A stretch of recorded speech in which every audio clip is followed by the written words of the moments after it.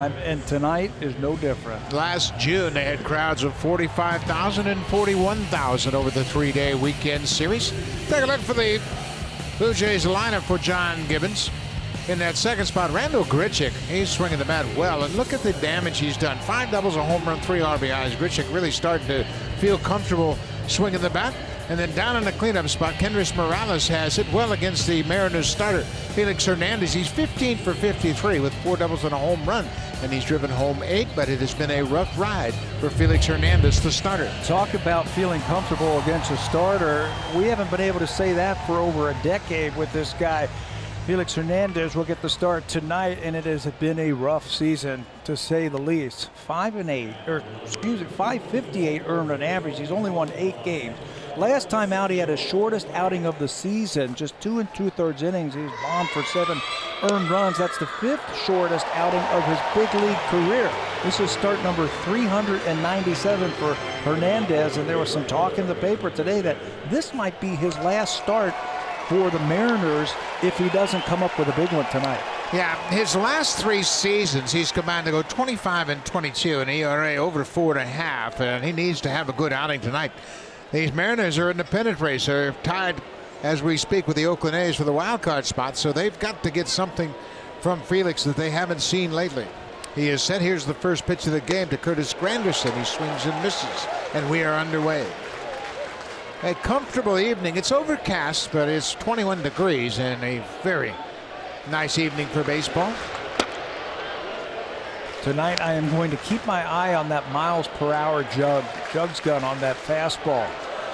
Back in the day, that fastball was 95 plus. Right now it's 88 to 89 miles an hour. And basically, I think Felix Hernandez has to learn how to re-pitch because he can't blow the ball by you anymore. They won the Cy Young in 2010. They had a 227 earned run average. That was best in the American League. There's a breaking ball, and Granderson strikes out. Zunino will throw to first to complete the strikeout. 1 away. Defensively, the Mariners have a pretty good defensive ball club. They've been charged with just 56 errors this season. In the outfield, Cameron Maybin makes his second start in center, but they've got their third baseman back, Kyle Seager. They welcome back their Gold Glove third baseman. Kyle Seager was on paternity leave. He had his 3rd child, his 2nd daughter, the other day, so he is now back into the lineup again here. And what a player he has been in his career here in Seattle. 1 away. Here's Randall Grichuk. I mentioned Grichuk swinging the bat well. 321 average over his last 7 games.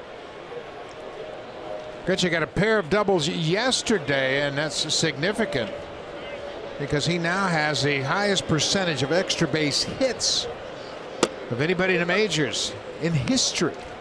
He surpassed Mark McGwire in that category. The highest percentage of extra base hits for his career. 52% of his hits have gone for extra bases. This is a high pop-up. D. Gordon, the second baseman, still on the dirt. He makes the catch. 2 outs. Boy, D. Gordon has been a nice addition to this ball club. He's making his 55th start at second after beginning the season playing center field. And the Mariners have already said he is not going to go back out into the outfield when Robinson Cano comes back. He's going to stay at second base. He has been awesome. If you've seen some of the highlights this year since he has moved into second base, his range at second has been phenomenal. He has been an everyday shortstop. He's been an everyday second baseman, and he started the season as the everyday center fielder. Here's Justin Smoke. Smoke played 496 games as a Mariner here in Seattle. There's a curveball.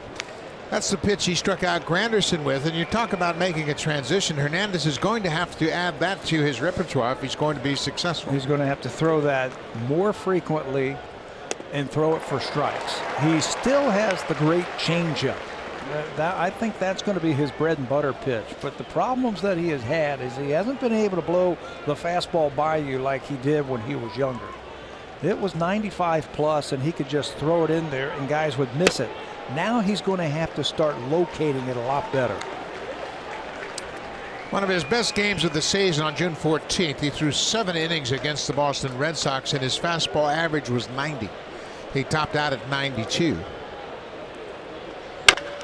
Swinging a drive to center field. Maybin is back, and that's over his head. One hop up against the wall in center. Smoke is headed for second. He'll get there with a stand-up double. His 29th double of the season. Well, there it is right there. He fell behind Smoke. He has to come in with a fastball. And when you can't blow it by you like you could when you were younger, these kind of things happen. If you don't throw it where you need to, Mike Zunino, the catcher, wants that ball down and away, and it stays over the middle of the plate. And Smoke has been hot. That's his 7th hit on the road trip, his 3rd double he has hit on this road trip. He also has a homer. Here's Kenrys Morales. Mentioned his good numbers against Hernandez. He's 15 for 58 against the big right-hander. 4 doubles, a home run, and 8 RBIs against King Felix. Here's another not a hot hitter for the Blue Jays. Morales has really had a great road trip, hitting everything that has been thrown his way.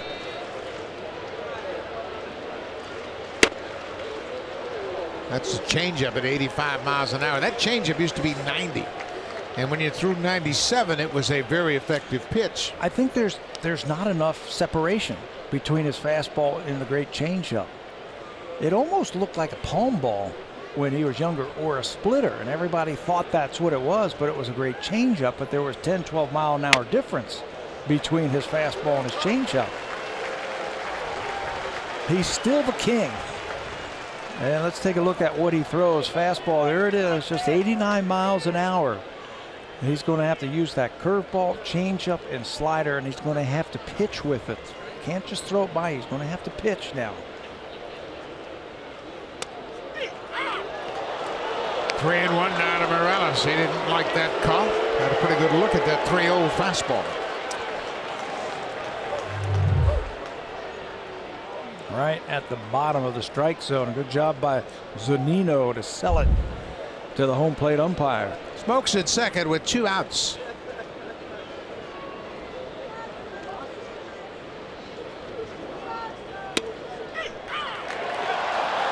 All right, Hernandez has gotten a couple of low pitches called in his favor. You can see Morales turning to Tim Timmons, the home plate umpire, and man, both of those pitches are low.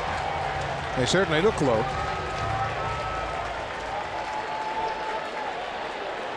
Be ready to swing it because it's going right back down there.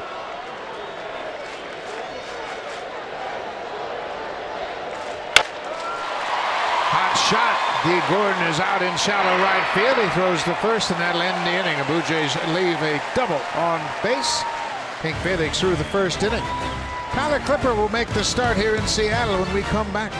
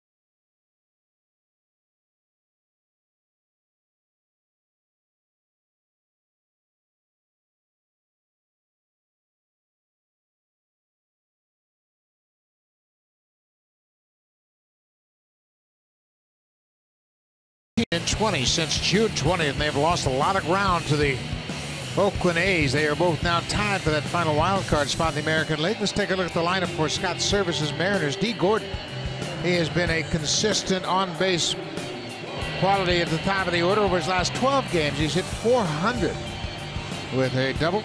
Gene Segura right by him. What about this 1-2 punch top of the order? Segura has worn out the Blue Jays. He had a 3-hit game and a 4-hit game at Rogers Center earlier in the season. Might be the best in baseball, so you got to bring your A game early on, and Tyler Clipper will get the start.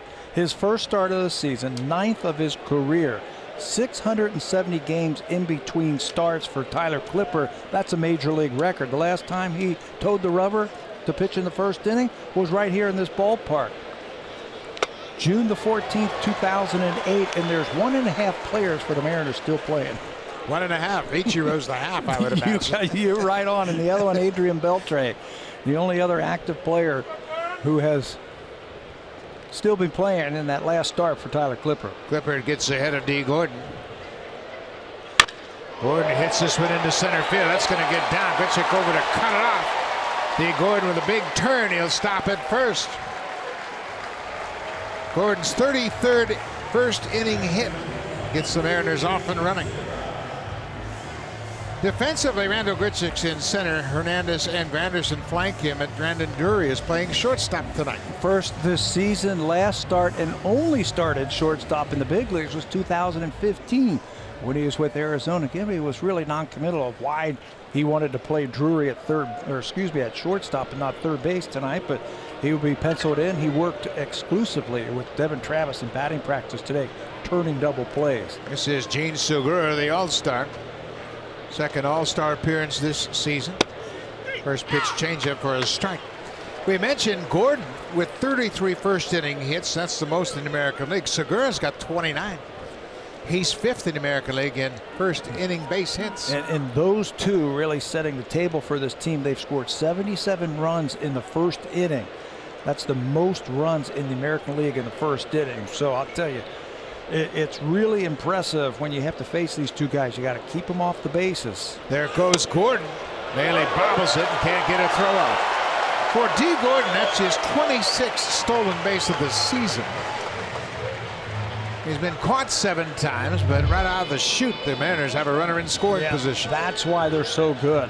He's a switch hitter with speed. Even if Luke Maile comes up with that, he's not throwing out D. Gordon at second base.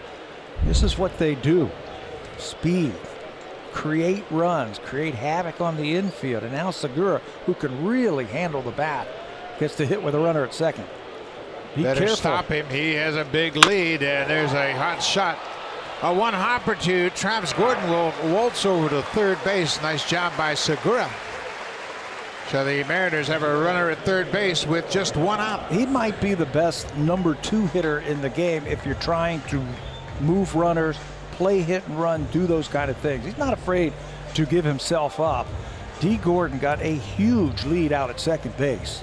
Yeah, I was surprised he didn't break for third. So here's Denard Span, and what a pickup Span has been. They traded for Span along with Alex Colomé back in May, and he has hit over 300 since he's joined the Mariners. Hitting in the third spot since Cano has been suspended. First pitch strike as the Blue Jays play the infield in. The Mariners have really struggled to score runs, so that's why you try to cut a run down early. They have scored 3 runs or less in 16 of their last 24 games. They really miss Robinson Cano for one. They miss Seager for 3 games while he was on paternity leave, and now they're trying to manufacture some runs. They have some power in Nelly Cruz, their number 4 hitter, and Mitch Haniger. They haven't been able to just sit back and just slug with those other teams. They're going to have to manufacture some runs. Scott Servais knows all about that. That's the manager of the Seattle Mariners. His 3rd season as the manager here. He played 11 years. He and Jerry DiPoto were together when they were both with the Angels in the front office. DiPoto was the Angels GM, got the job, and hired Scott Servais. 0-2 to Denard Span. Upstairs. We mentioned Span came in a trade on May 28th. He's hit .301 since that trade. He's among the club leaders in batting, slugging, and OPS. That's why they have him in that number 3 hole. That's the hole that Cano used to hit in, but he won't be back for another couple weeks. Off speed pitch, big strikeout for Clipper. His first of the game. Bullpen now 0 for 4 against Tyler Clippard. Tyler has ways he can get you out. He's got the great changeup that everybody knows about. He'll throw a little breaking ball in there every now and then, and he's got that hard splitter. And when he's commanding it and controlling it, it tumbles in there. It looks like a strike and then bounces at home plate. That's when you want to throw it, when that hitter is most frisky with a runner at third base, less than 2 outs. Here is Nelson Cruz. He is now 38 years old. Turned 38 on the 1st of July. This is his 14th big league season.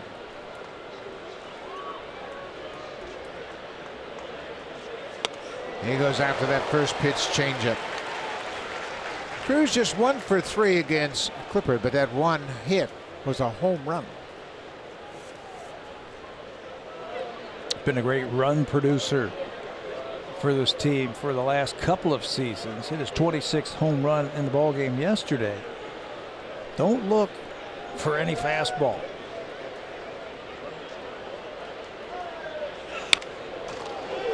He got a fastball there and fouled it off. Maley wanted it up, and he missed all the way down to the bottom of the strike, so he got away with one there. Watch Luke Maley, the catcher. He wants this ball up. Nelson Cruz is an outstanding low ball hitter, and he just missed his pitch.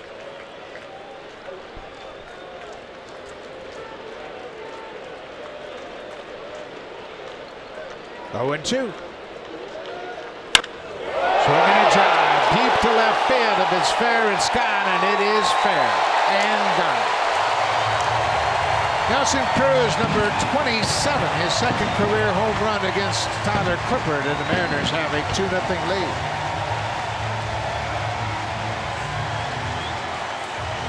Great hitters and great run producers, when you make a mistake, they generally don't miss it. He showed him that changeup on the first pitch, and it looked like he went back to it with 0-2 and totally missed his spot. And Nelson Cruz, I can't even describe how he has torn up the Blue Jays in the past. That is his 350th career home run, and he has been most productive against the Blue Jays. How about all world? How about all everything against the Blue Jays? He has made it a habit of taking them and driving in big runs. He's got one of the highest home runs per at-bats in his career against the Blue Jays. 4.11 at-bats per home run against the Jays, and there's a line drive into the seats foul. Mitch Haniger pulled it. So Nelson Cruz, all time against the Blue Jays, has the best at-bat per home run ratio, 4.11. Canseco is second at 4.25. Travis Hafner, Lee Stevens, and Prince Fielder all in the top 5, but Cruz has been the toughest. Mitch Haniger, 1-1. Did he check his swing? He did, according to the first base umpire, Mike Polinsky. Yeah, I don't care what uniform Nelson Cruz is wearing. He keeps doing it against the Blue Jays. When he was with Texas, he had some big games. When he was with the Rangers, now he's with the Mariners, and he keeps hitting them.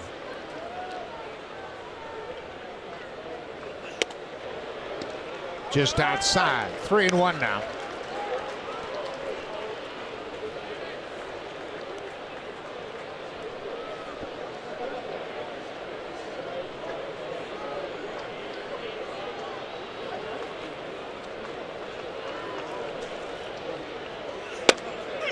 There's a strike. It's a full count. Mitch Haniger's had a nice start to his season. 18 home runs, 69 RBIs. Got off to a good start last year, and then the injury bug got him.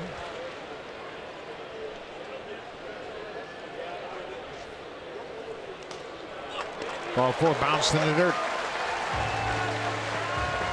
So Haniger draws the 2-out walk against Tyler Clippard.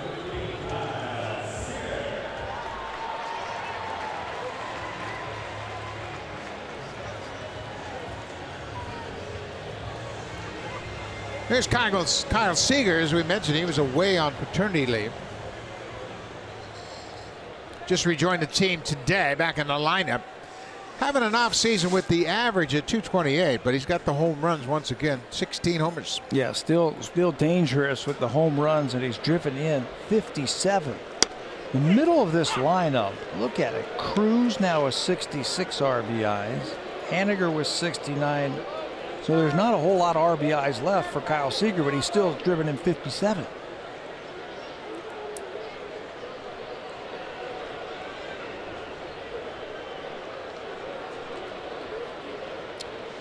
Clipper ahead 0-1. Missed inside. It's a ball and a strike. Tyler Clippard has thrown 20 pitches here in the first inning. Obviously, with relievers, you're going to keep a close eye on that number. Yeah, they're hoping 1, maybe 2 innings. If he could have a quicker first inning, they're hoping to maybe get 2 innings out of Tyler tonight.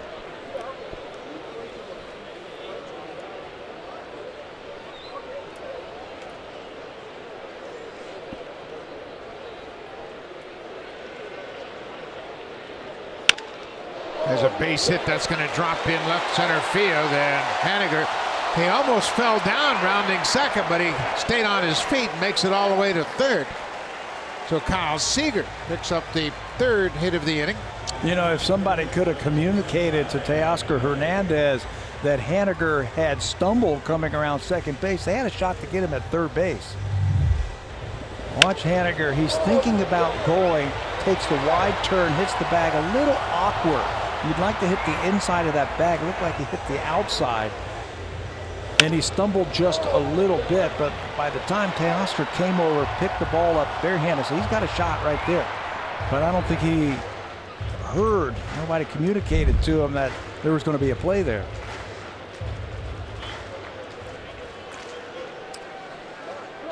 So Ryan Healy, he too is back in the lineup. He's been out for a couple of days with a stiff back. The big first baseman's got 21 home runs. There's a lot of power in this lineup.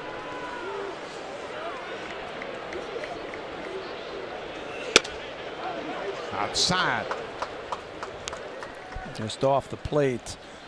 Looks like maybe 1 inning. He was 1 pitch away from getting out of this inning with Cruz. There was the single, the stolen base, the ground out, then the big strikeout against Span. Then he was 0-2 to Cruz and made a mistake. That's why that pitch count has jumped up there now. 2-0.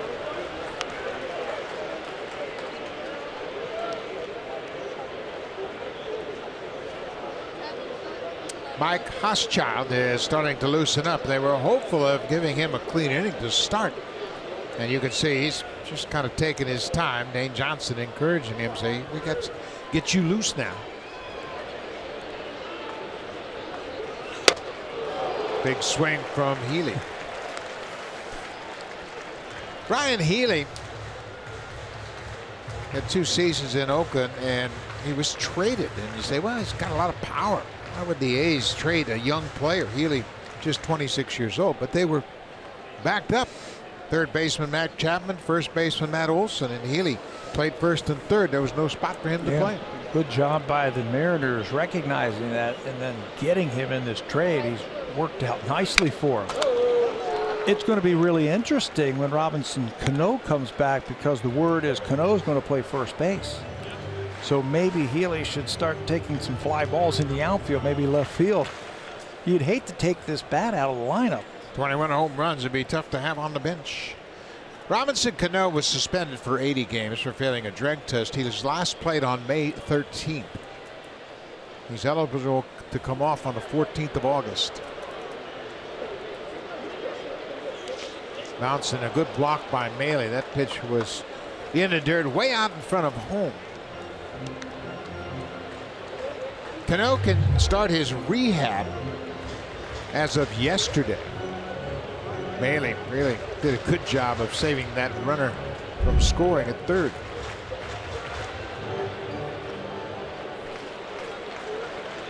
Full count, 2 outs. Seager over at first will be off on the pitch. Haniger's at third.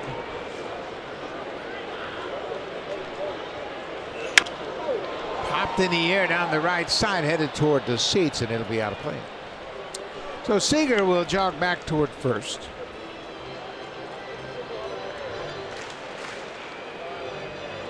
The talk today down on the field for the Mariners is, 1, they need a good start from King Felix. 2, they need to start swinging the bats just a little bit better. Tonight they've had some big approaches, some good approaches, and they had that one big hit by Nelly Cruz. There goes Seager again. High fly ball to left, not that deep. Felix Hernandez coming over near the foul line. He'll get there and make the catch, but the Mariners, they break out on top.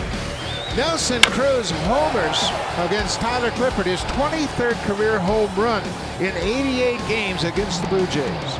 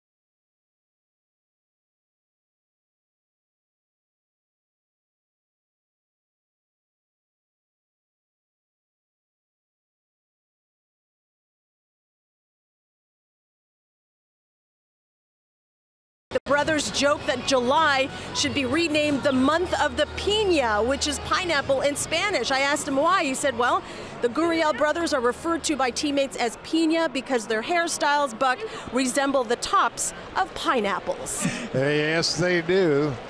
They have those flowing locks, and when it's up in the air, it looks like the top of a pineapple for sure. Congratulations to Lourdes Gurriel Jr. He hit .423 with 4 homers and 14 RBIs in the month of July. He was wearing it out. And it's very unfortunate with the injury to the leg, but hopefully he'll be back and swinging it like he did. Well, Arte gets a base hit the other way. A leadoff single. Let's check in with Jamie Campbell.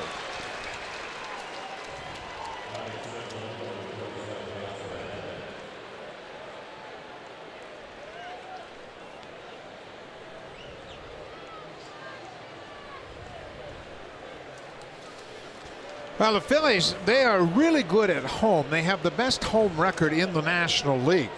They are 35-18 now. And they were a little bit beat up on the road. They lost 4 of their 6 games on the road to Cincinnati and Boston, but they like playing at home. They've got 60 wins now. 60. Nick Pivetta, the Canadian, started that game for Philadelphia. He had 7 strikeouts over 6 innings. Tommy Hunter picked up the win in relief. But the Phillies, they've been energized a bit as Drupal Cabrera is playing shortstop now, and they've got some pretty good offensive players. Solarte at first with the leadoff single. Teoscar Hernandez with a 1-1 count. John Gibbons continues to juggle the lineup, moving guys up and down according to how he thinks they might produce against a particular pitcher.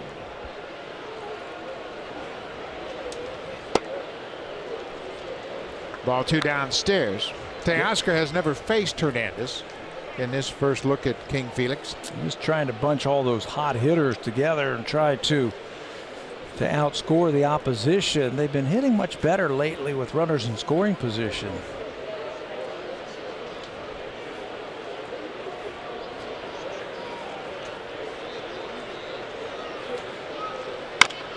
Pulled foul on the off-speed pitch. They're averaging almost 5 runs per game in their last 15 games. They're hitting over 300 as a team, runners in scoring position in their last 18 games. But they haven't been able to find the win column very often.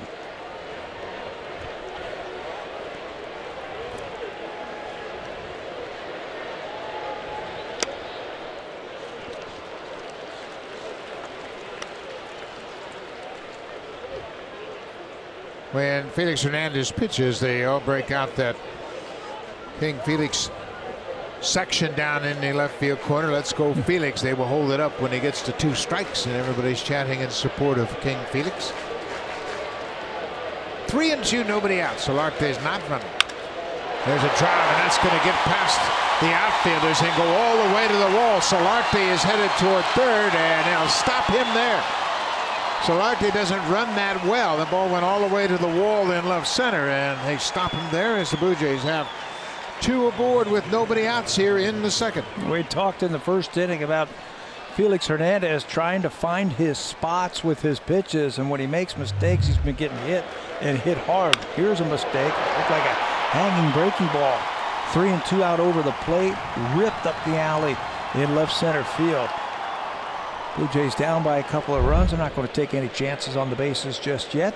It's been a rough season for Felix Hernandez. He has the fourth highest ERA in baseball. Giolito, Hamill, Cobb, the only ones with a higher earned run average. He came into this game with a .558 earned run average. It has been a very tough year for Felix Hernandez.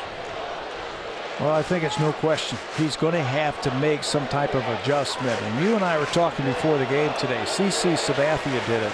He was a hard-throwing power pitcher. Brandon Drury pops it up on the infield. Ryan Healy makes the catch. That's the first out of the inning. And he made that adjustment, did CC Sabathia, and I think Felix Hernandez is going to have to do the same thing. Look at the ERA on the rise for Felix since 2014. Microscopic 214, 350, excellent, and then it started to creep up to the 4s, and now it's 5.5. This from a pitcher who won the Cy Young in 2010. 2-time ERA champ, Cy Young Award winner, 6-time All-Star. He's going to have to make the same kind of adjustment CC Sabathia did. Hernandez is 32 years old, but he's lost the velocity. His fastball average is down about 5 miles an hour. In 2014, when he had that great ERA, he was 15-6. This is Luke Maile. But since his debut in 2005, Felix Hernandez has thrown the 3rd most innings in baseball.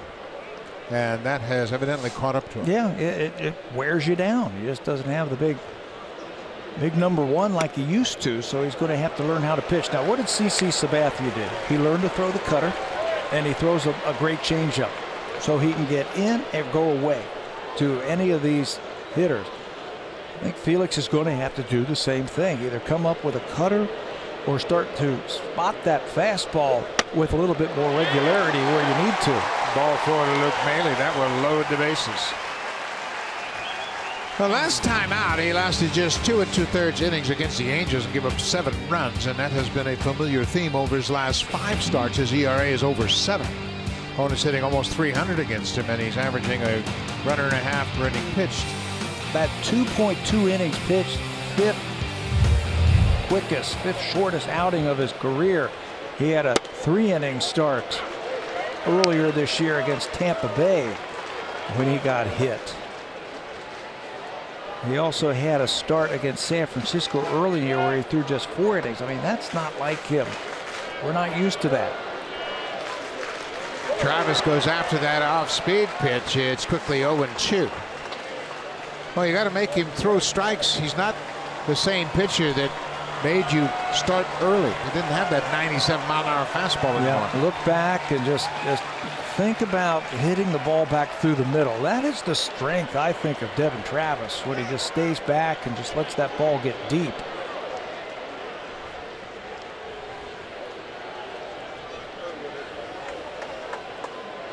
Going 2, 1 out.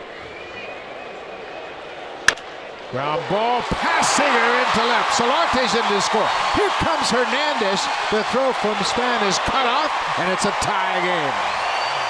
Another two-strike mistake from Hernandez costs him. Third hit of the inning, and the Blue Jays have tied it.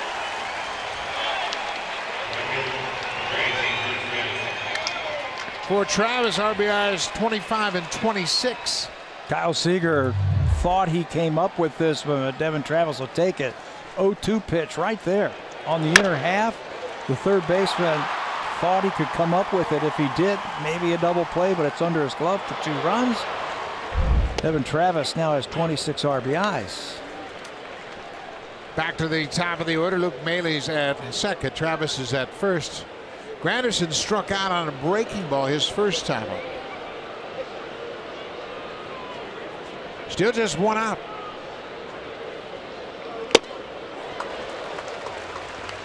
Oh, and 2. This is where Hernandez doesn't have that put-away pitch. You can really cut down your swing with 2 strikes and still hit the bat on the ball. He used to have 3 put-away pitches in this situation. Granderson with a defensive cut fouls it off. He could blow that fastball by you, or drop the curveball on you, or throw that great changeup. If you're thinking fastball against him and guarding against that fastball, that's when he'd throw that changeup, and he'd get a lot of swings and misses in the dirt. Granderson again is able to foul it off.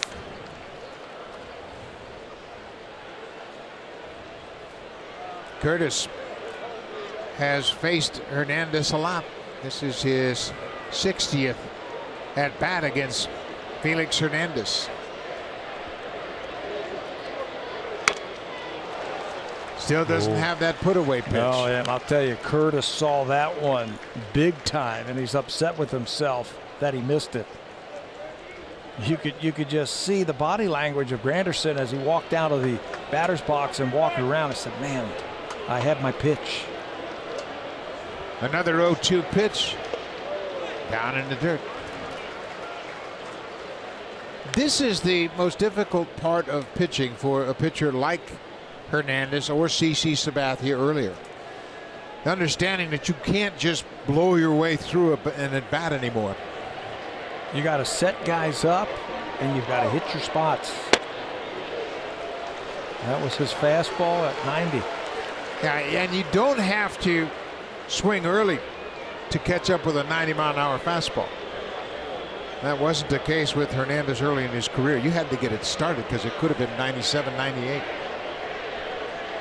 2-2 to Granderson. Breaking ball, he swings and misses. Granderson strikes out for a second time. Let's check in again with Jamie Campbell.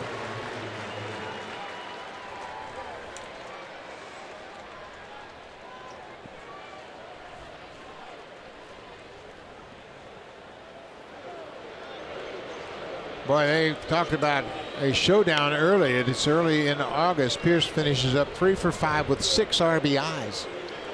Mookie Betts, just another 4 for 4 day. You think that was a statement game right there? First game of 4. CC Sabathia was the starter. He got knocked out after 3 innings. 277 pitches in 3 innings. Yeah. No Chris Sale. He's on the disabled list, and you That still was beat your arch Sale's rival. Spark. Yeah. That was Brian Johnson, right? Pitched for Boston instead of Chris Sale. Picks up the win. Goes just 5 innings. He gave up 5 runs. But it was an offensive breakout for Boston. Randall Grichuk pops this one up on the infield. D. Gordon, the second baseman, will make the catch, but the Blue Jays scored 2 runs on 3 hits. A big hit in the inning. Devin Travis with 2 strikes gets a 2-run single to left, and it's a 2-2 game. Middle of the second here in Seattle.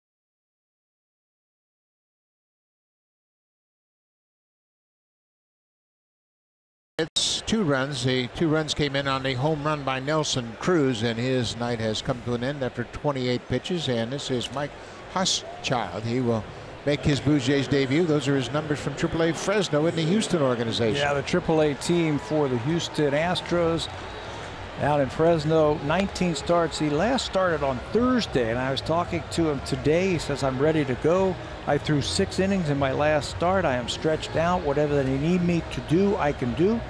Fastball, slider, changeup. He's got a splitter that he can use for strikeouts. Last time he pitched in the big leagues was 2017 with Texas. He got into 4 games in just 8 innings for the Rangers last season. Spent the majority of the last 2 years in AAA with Houston. He throws a first pitch strike.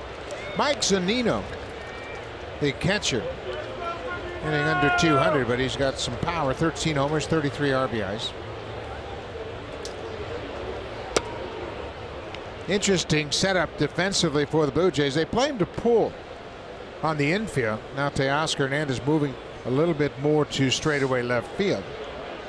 They were playing him the other way, at least in the outfield. Grichuk was shading him to right, then at the last second they moved him over. Now he's pulled in a little bit more of a pull position, and they were bunching, taking away the gaps right now. The breaking ball he chased. 2-2. StatCast AI, powered by AWS. There's the alignment for the Blue Jays. Defensively, 3 infielders on the left, and the outfield bunching. Everybody in the middle of the diamond in the outfield. Huschchild with a 2-2 pitch to Zunino.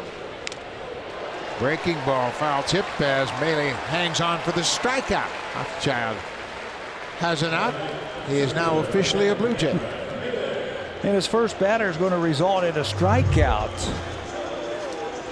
He's got a splitter, but that looked like some type of off-speed pitch right there. He says he has a changeup and a splitter. That might have been the changeup. Good pitch for the first out. Number 9 hitter is Cameron Maben. Maben playing in his second game with the Mariners. Mariners have had a little bit of inconsistency in center field. D. Gordon started out in center. He made 39 starts. Then Guillermo Heredia made 56 starts. Mitch Haniger, the right fielder, he made 9 starts out there, and this is Maben's second start in center, and he's a true center fielder. The guy they would really like, now that they have moved D. Gordon to second base to help him out, is Heredia. There's a liner that's going to get down in front of Hernandez as Maben comes up with a base hit.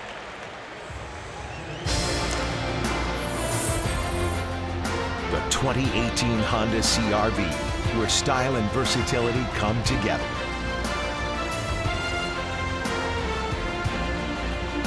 We are in Seattle, and the weather is spectacular. 21 degrees at the start of play. Cameron Maben with a 1-out single. That'll turn the lineup over.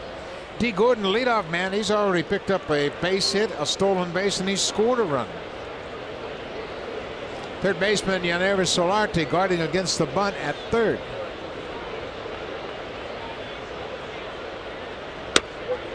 Gordon takes the ball. It's a really interesting lineup that the Mariners are throwing out there. There's Solarte trying to take away the bunt from Gordon. He can slash it by him, so be ready. Maben hitting 9th. He gets on base now like he has. Turns the lineup over. Look at the type of hitters hitting in front of their RBI men. Guys with good on base percentages. They've got some speed. They can handle the bats. D. Gordon led the National League in hits in 2015 while playing in Miami. He picked up his 304th career stolen base. He is 4th among active base stealers with those 304 stolen bases. 2-0. Now it's 3-0.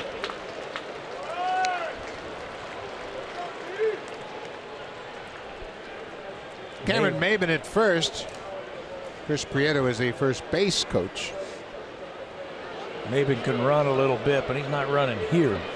3-0.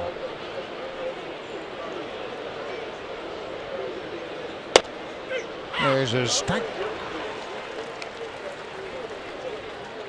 Gordon was originally drafted by the Dodgers, a 4th-round pick in 2008. He went from the Dodgers to Miami with Dan Herron, Miguel Rojas for Austin Barnes, Chris Hatcher, Andrew Healy, and Kiki Hernandez. Step off. There's ball 4. Maben looked like he wanted to run. He took a big step towards second, but that came back. But it's academic now as Hochschild walks D. Gordon. That's just your inner baseball, wasn't it? Step off. As soon as you saw him take off. You over heard there. me say that, huh? Yeah. I was like thinking the same thing. He bluffed while he was in the stretch position, and usually everybody in the infield yells, step off. But he just held the ball and then delivered ball 4. This is Gene Segura. He had a very productive at bat in the first. He grounded out to second base to move D. Gordon from second to third.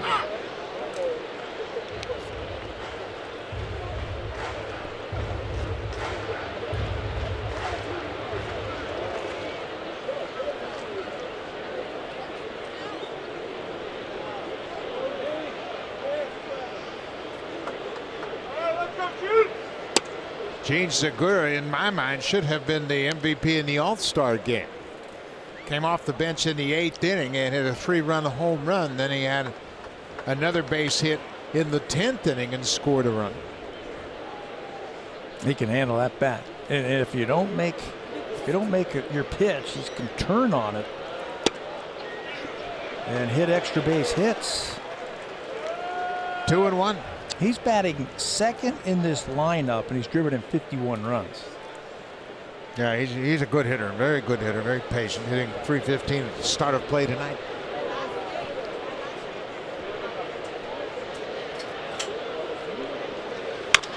Drives that ball to deep right field. Granderson's going to make the catch. Maben goes back to second, tags, and he'll move over to third base. Deep drive to right. That's the second out of the inning.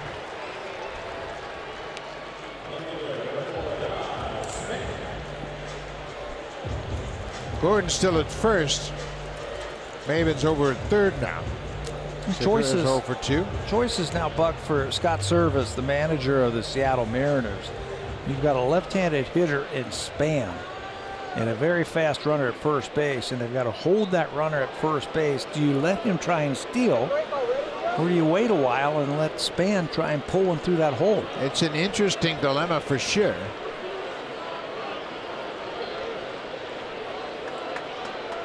Gordon not running.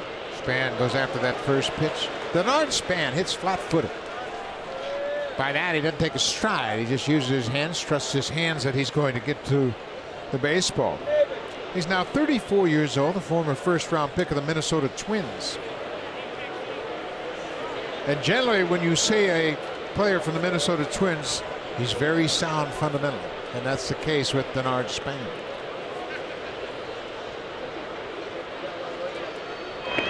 Looks like Gordon wanted to run there, didn't he? Yes, but he doesn't have a very big lead.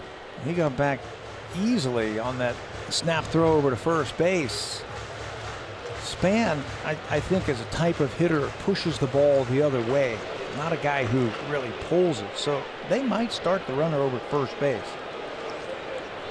His game is going the other way, and I think that's why the left fielder Hernandez has shortened up a little bit. Gordon's not running. He bluffed the break, popped up. Drury, the shortstop, going out. Hernandez, the left fielder, coming in. He makes the catch. So Hochschild is able to strand a pair, gives up a base hit, a walk, but the Mariners leave 2. It's 2-2 as we head to the third.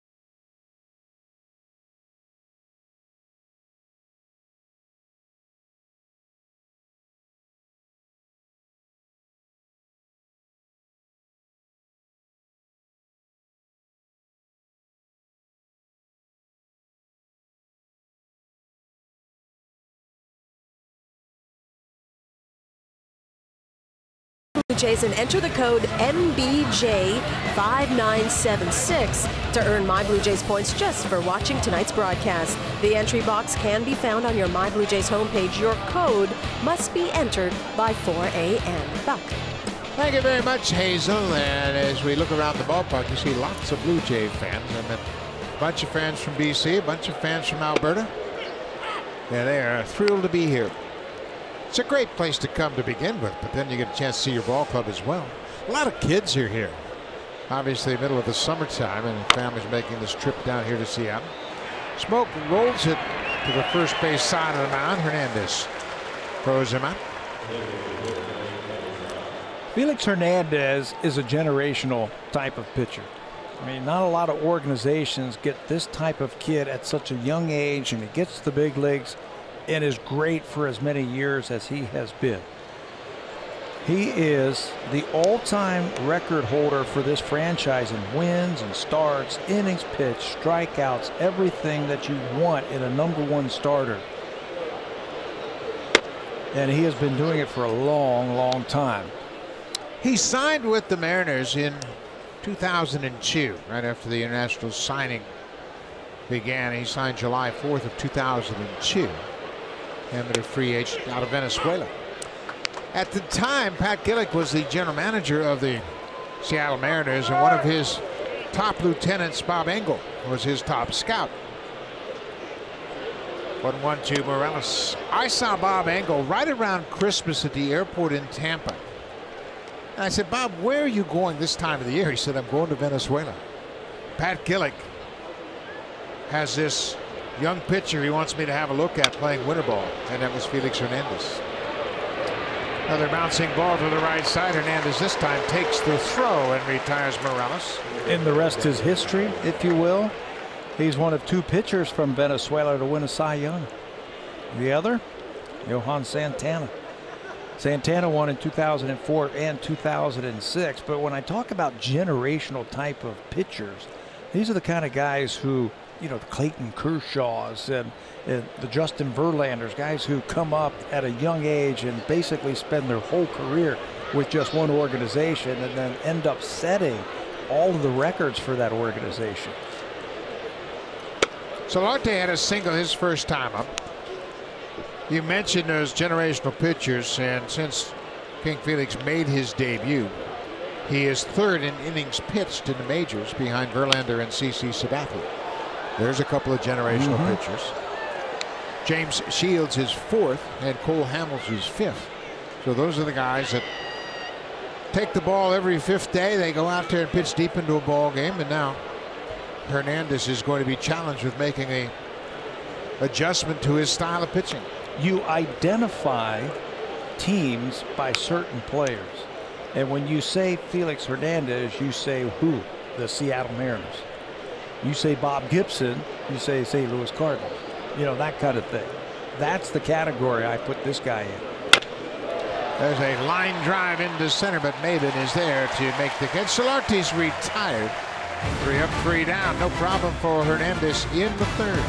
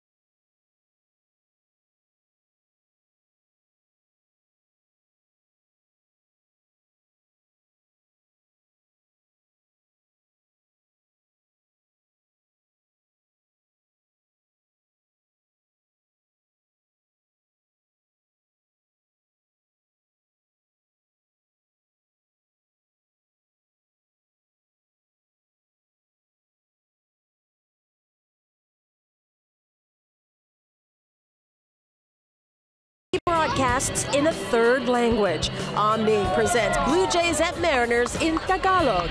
It's the Blue Jays Pinoy edition, Sunday at 4 p.m. only on Omni. Buck. Well, the horizons continue to spread as we have now added a third language to the Sportsnet baseball coverage, and that's great to bring in another group of fans. And it should be a great opportunity to spread the word of baseball further and further and make the borders even a little bit bigger. Nelson Cruz, he had a home run his first time up. Cruz, it's his 23rd home run against the Blue Jays in 88 career games. This is a fly ball. Grichuk was deep. That's an easy play for him. One away. Nelson Cruz, he got a late start to his career. He's 38 years old now, but didn't come to the big leagues till he was 25. I asked him about that. He said, I didn't start playing baseball till I was 14 in Dominican Republic. I said, what sport did you play? He said, basketball. He loved to play basketball and didn't play baseball as a real young kid, but got a late start. It turned out okay for him. I'm going to have to go talk to him. We need to talk some basketball. He's a big fan. Here's Mitch Haniger. He drew a walk and was stranded on base in the first.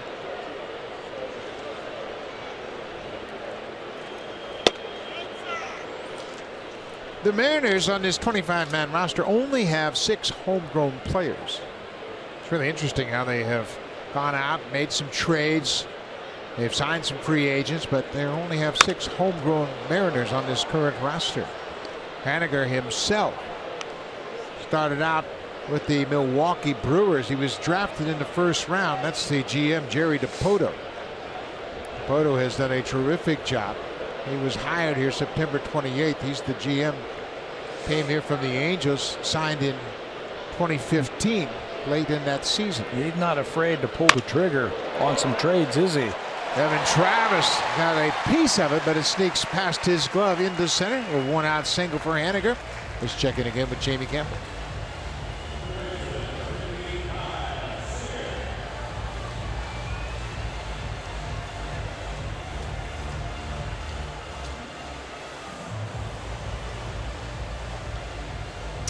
Thank you very much, Jamie. Brian Dozier went 3 for 4 with a single, double, and a home run and scored 2 runs in his Dodger debut. You don't think he got energized by that trade to the West Coast? He's always been a great second-half player, at least the last 2-3 seasons, and I think the Dodgers are banking on that. 3 more RBIs for Dozier. Kyle Seager, the third baseman, takes one down in the dirt for ball 1. Seager, of course, his brother was a shortstop for the Dodgers, Corey Seager, and then he had that terrible elbow injury. He had to have Tommy John surgery. He's been lost for the season. What a baseball playing family. Pretty good left side of the infield. Maybe if Corey Seager doesn't get hurt, maybe they don't trade for Manny Machado. Oh, I think that's a given. If he stays active, he's a terrific player. Young player with power, plays shortstop. Kyle Seager is now in his 8th season with the Mariners.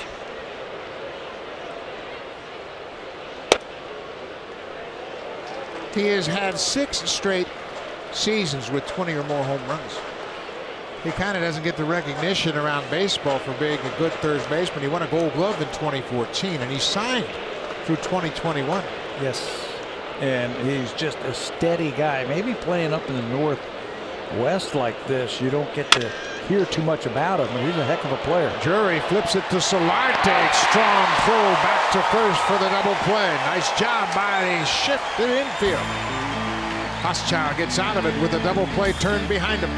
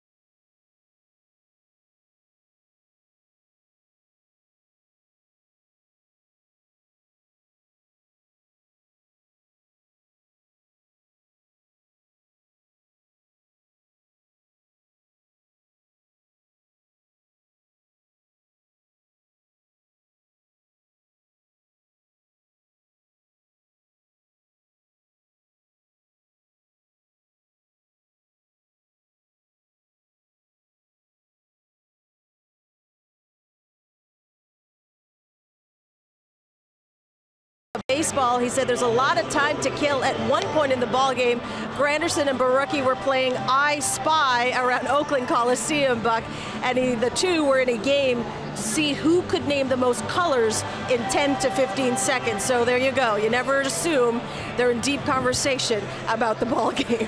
Yeah, Ryan told me about that. He said, yeah, we were talking about a lot of things, and we had a couple of innings of baseball, but generally it's a lot of times you pass and you'll sit there. And of course, Granderson is so anxious to help out anybody, and he's a terrific teammate, and I'm glad the Blue Jays still have him. Teoscar Hernandez, he doubled and scored, and here he gets jammed with that inside pitch. Teoscar hit a double to the wall in left center his first time up. Came around to score on Devin Travis's 2-run single. Looked like it might have been off the breaking ball, and I think that's why he needs to be ready to hit the fastball. I think Felix is going to challenge him at some point with a fastball, so be ready to hit it. You know, isn't that interesting? Because hitting coaches will ask hitters, what's your strength? What pitch do you want to hit? And oftentimes, well, you know, I'd like to hit a hanging break ball. No, hit a fastball. Look for a fastball. You're not going to hit a pitcher's good breaking ball 9 times out of 10. So why would you look for one? Brooke Jacoby, the hitting coach, is always encouraging his hitters, hey, look for a good fastball. You get to 2 strikes, you might have to alter your approach a bit. We'd all like to hit a hanging breaking ball, but there isn't a lot of those coming up. Right?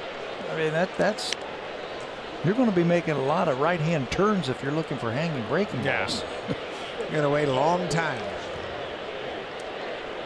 Hernandez at the plate. Brandon Drury is on deck. That's a fair ball. Inside the bag at third, and Hernandez is headed for second with his second double of the ball game. He's 2 for 2 already. 2 doubles. Looked like one on the breaking ball, and that time he was ready to hit the fastball. Even with 2 strikes, they tried to throw that 90-mile-an-hour fastball down and in, and Teoscar, after taking the first 2, gets ready to hit that one, and he smokes it right over the bag for extra bases.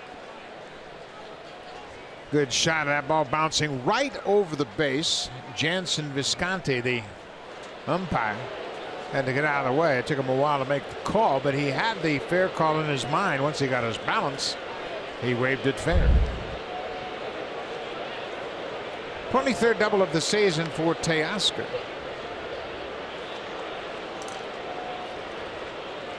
Kevin Pillar and, you know, there was Solarte. They are 1-2. Solarte has 28. Pillar has 27 doubles, and now Hernandez has 23. Brandon Drury popped out to the first baseman with a couple aboard his first time up.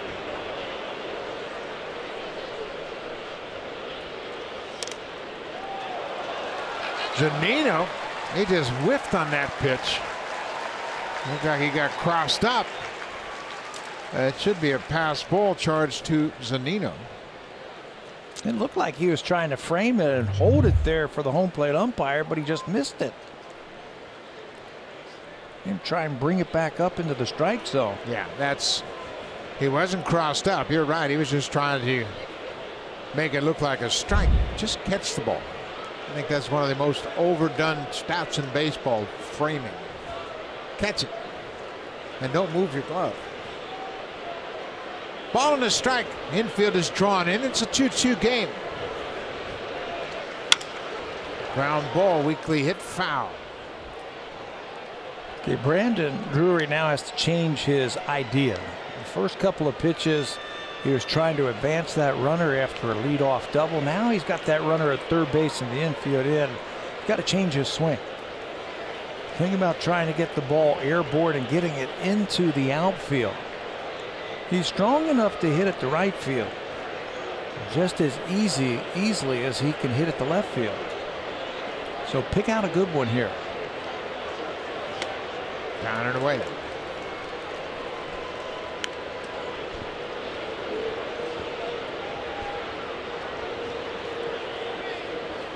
Two balls and 2 strikes to Brandon Drury, who's playing shortstop tonight. Drury playing for the first time here at Safeco Field. Lays off that pitch down and away. Drury grew up in Southern Oregon, and he spent a lot of time as a fan watching the Mariners play, but this is the first time he has played at Safeco Field.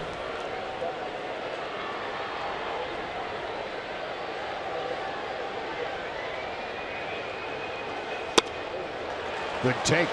Borderline pitch off the plate inside. It's now a full count. The pass ball charge to Zunino was his 7th of the season. It's ball 4. We have seen that happen a couple of times on this road trip. That happened in Chicago to Lourdes Gurriel Jr. He had been given a 4th ball, but the umpire, C.B. Buckner, called it ball 3. Tim Timmons is the home plate umpire here tonight. Gurriel was okay with that because he ended up doubling on the 3-2 pitch. Thought that was ball 4, but I think Brandon wasn't really sure if it was or not. Luke Maile drew a walk his first time up.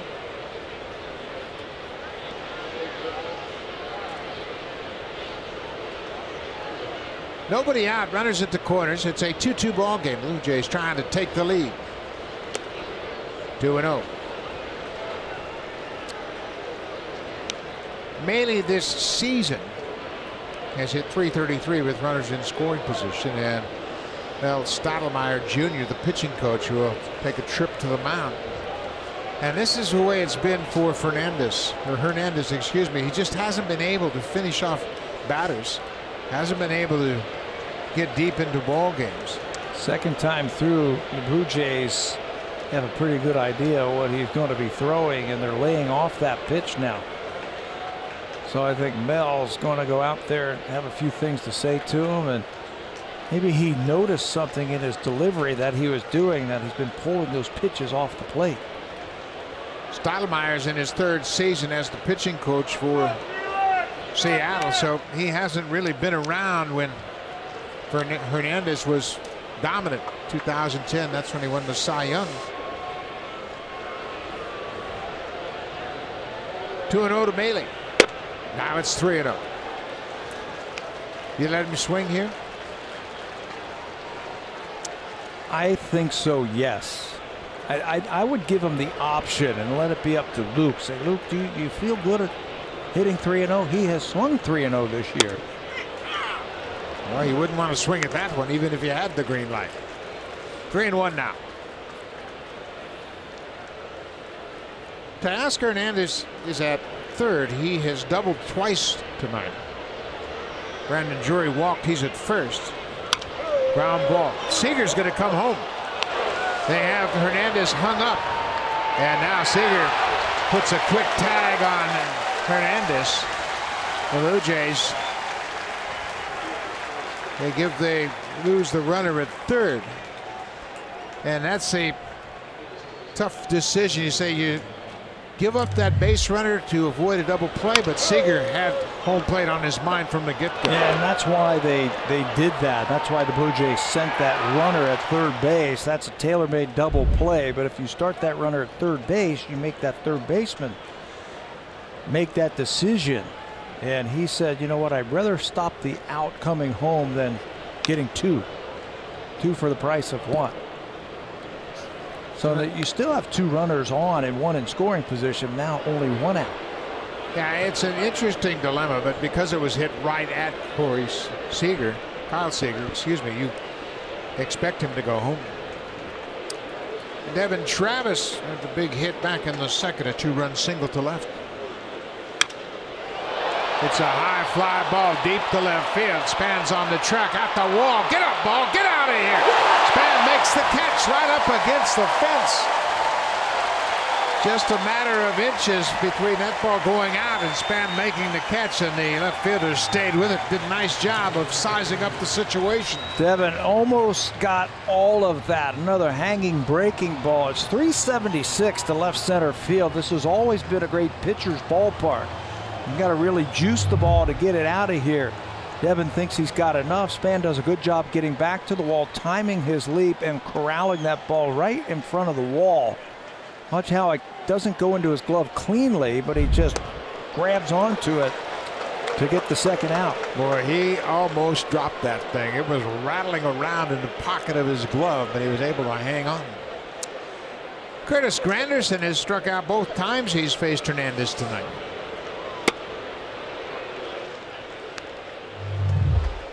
Get back to the wall. Watch it get into the palm of the glove. It didn't get into the webbing of the basket of the glove. And look at it still sticking out when he came back down.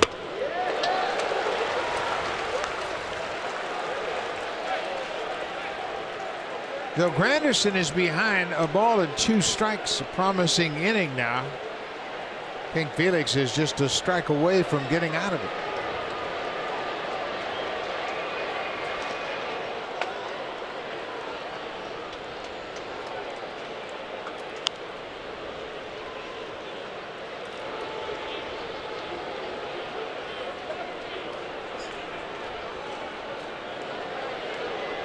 Boy, Hernandez pitching here in the 4th has thrown 78 pitches. Right back to the mound. Granderson will be retired for a 3rd straight time. The Blue Jays almost took the lead. Devin Travis hits one right to the top of the fence in left, but Denard Span makes the catch, and the Blue Jays strand 2 more base runners.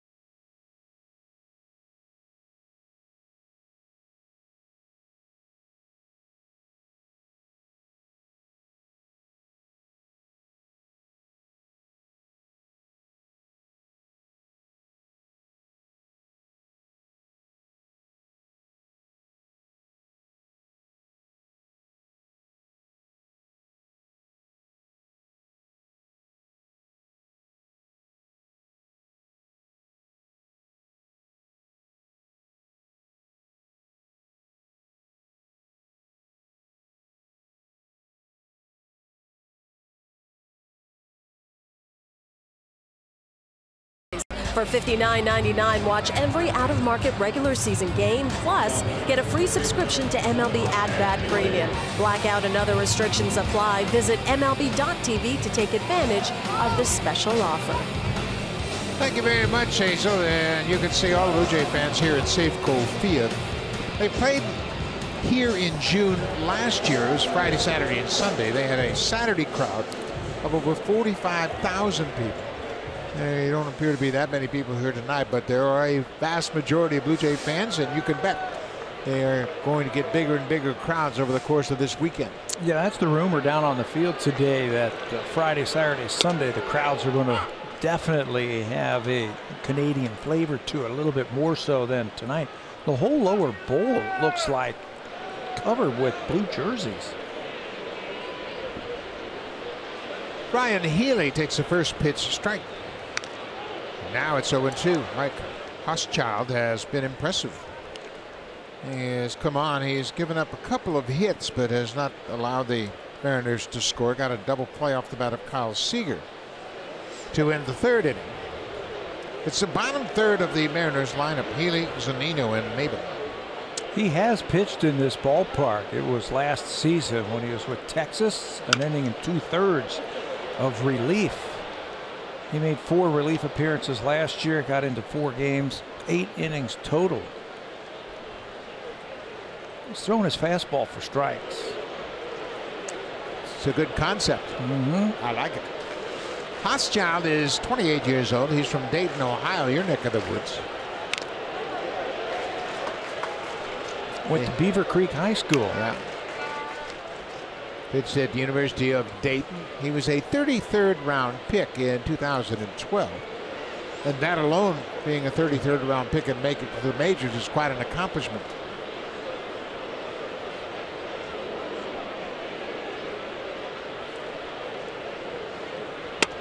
He and Kevin Pillar will have something in common, right? Wasn't Pillar like around a 32nd round draft pick? 32nd round pick, he was. Got some good news on Pillar today, that he was running around taking batting practice again, and they're saying maybe there's an outside chance he might get activated before they come home. I saw Kevin taking batting practice today. He looked really good, swinging the bat very well. He is really upbeat about how quickly that injury has healed. Blue Jays would love to have him back. Look out. Healy gets hit with a 2-2 pitch. That may have been that forkball that Hochschild throws. It got away from him, and he loses Healy. Yeah, you go for the strikeout against a big home run hitter like that. There's the split right there in the glove. Gets underneath it. And when you get underneath that, you end up pushing that ball. Goes right inside. Healy does the right thing. He turns his back to the ball, where those big muscles of the back can absorb that pitch. Catcher Mike Zunino. He struck out on that split finger pitch his first time up. Zunino's got a lot of power. Last year he had 25 home runs. Only Gary Sanchez hit more home runs as a catcher than Zunino. Yeah, forget about the average. He's not going to light up the scoreboard with base hits and a high batting average, but you got to be careful to him. His power is to right center and left center. That's going to drop for a base hit. That's in front of Hernandez, and Zunino's aboard with his first hit. First two reach here in the bottom of the fourth.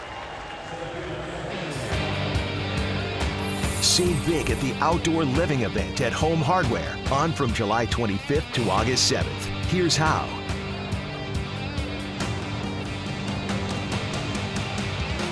One of the more beautiful cities in all of North America, Seattle, Washington. We're here for 4 games against the Mariners. And it's the Seafair Week here. They have a hydroplane race on Lake Washington on Sunday. The U.S. Navy Blue Angels are in town, and they were warming up around downtown Seattle today. Ends up they are liable to do anything, the Seattle Mariners. They have 25 sacrifice bunts this year. Cameron Maben taking a long look down at the third base coach. That's Scott Brocious. Maben himself, over his 12-year career, has 18 sac bunts. He has not had a sacrifice bunt this season. Squares to bunt and pulls the bat back, takes a strike. Now it's 0-2. You wouldn't expect him to bunt with 2 strikes. I'm guessing he might have missed it on the first pitch. That the Mariners put the bunt play on the first pitch. Then he had that long look down there. They're not going to bunt now. You're right, with 2 strikes. Too difficult.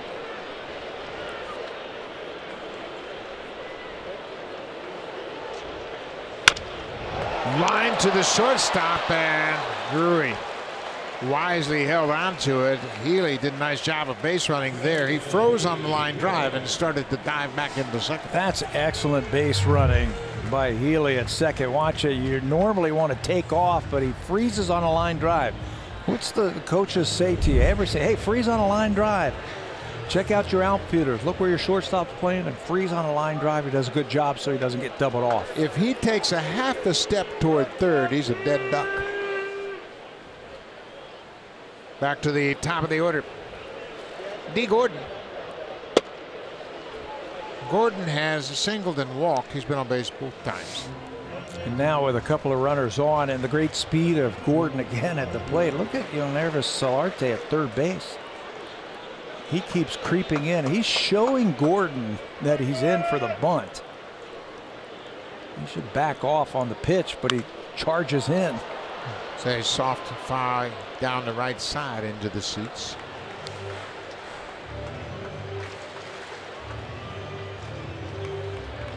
Brandon Drury playing shortstop for the first time this year. He is talking to everybody.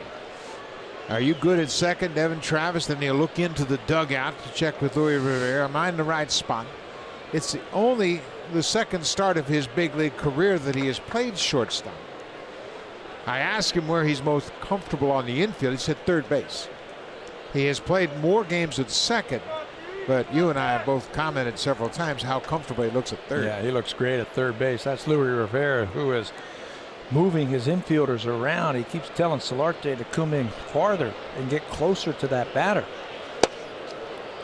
which surprises me because D. Gordon can handle the bat. He can just slap one by him if he wants to.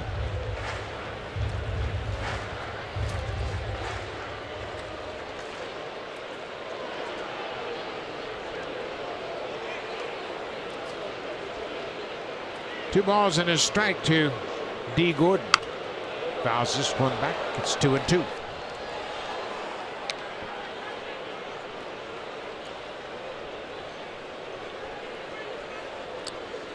D. Gordon's father, Tom Gordon, a terrific major league pitcher for a long time. He was a starting pitcher. He was a relief pitcher. And he's got a younger brother, Nick Gordon, who's playing in the Twins minor league system. And shooting up the ranks of minor leaguer. He's getting close to the big leagues.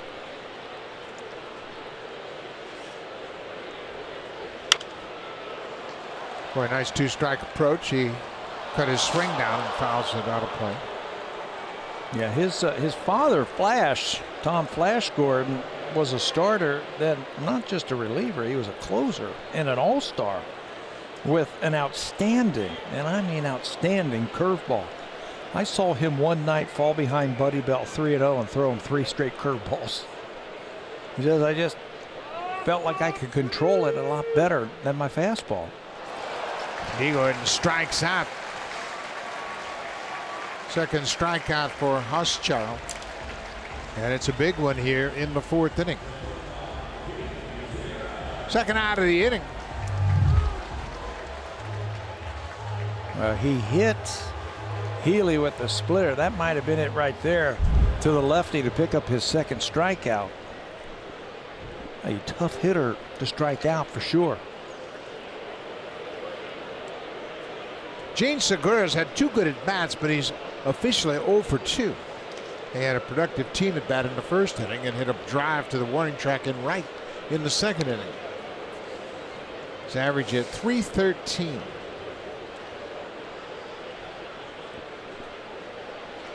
The outfield has shallowed up against Gene Segura. I don't know if that's the right play. He's got some power.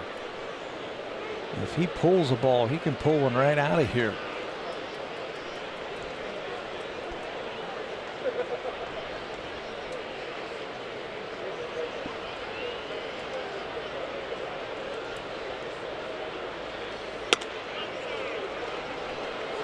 Just off the outside corner, it's 2 balls and no strikes. Segura was originally signed by the Angels, and then he was traded from LA to Milwaukee in July of 2012 for a fellow named Zach Greinke.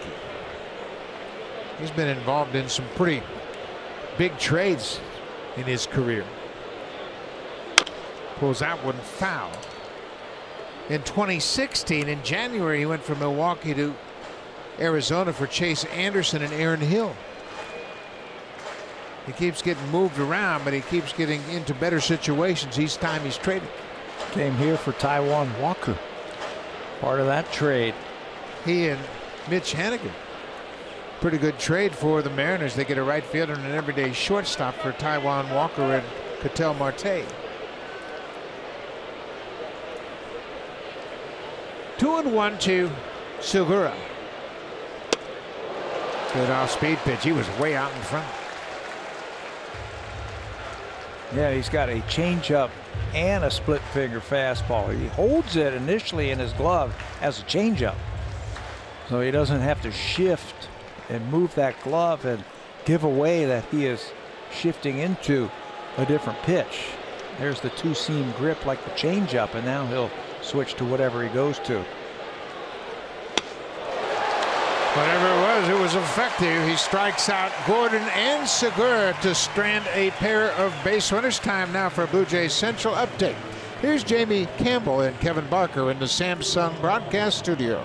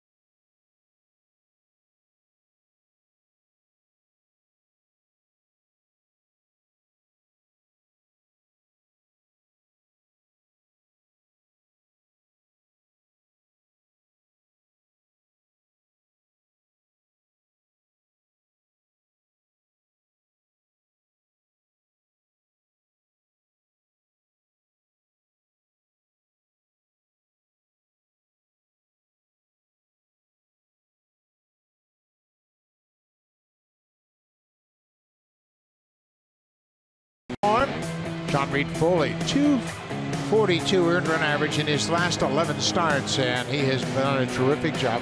Bo Bichette hitting .349 in the second half of the season in AA. Kevin Biggio, 2 home runs, 5 RBIs yesterday, also in New Hampshire. And Kevin Smith, who has played shortstop now. He's starting to play a little second base. He's got a 2020 season down in Dunedin. Yeah, maybe the forgotten guy so far in spring for this minor league team. He was in Lansing to begin the season. I'm talking about Kevin Smith. Played second base yesterday. Hit his 20th home run.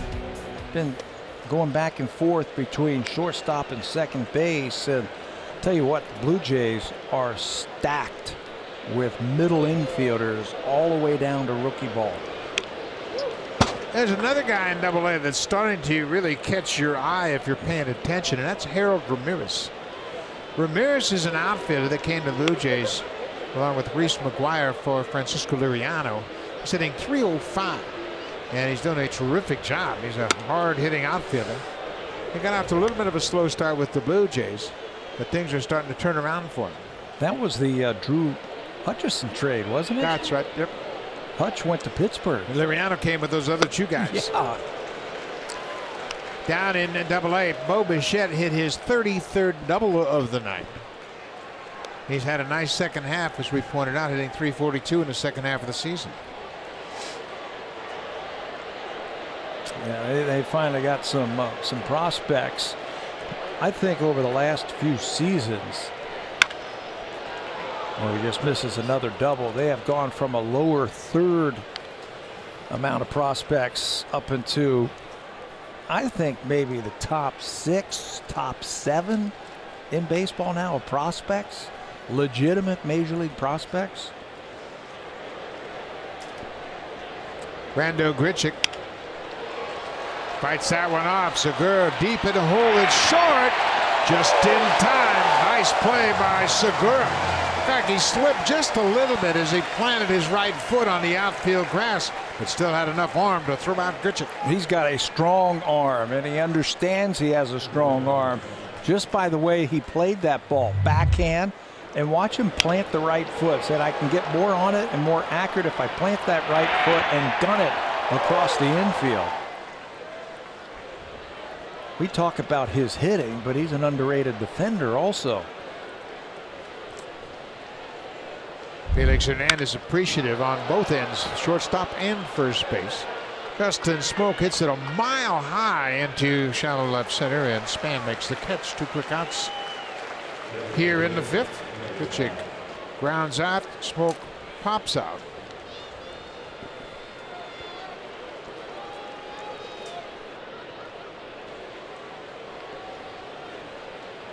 Hernandez has kind of settled in a bit.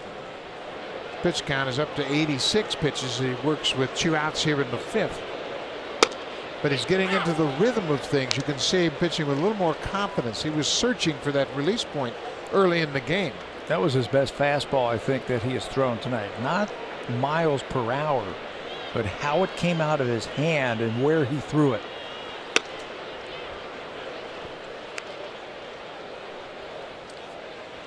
Hernandez coming off the worst month of his career.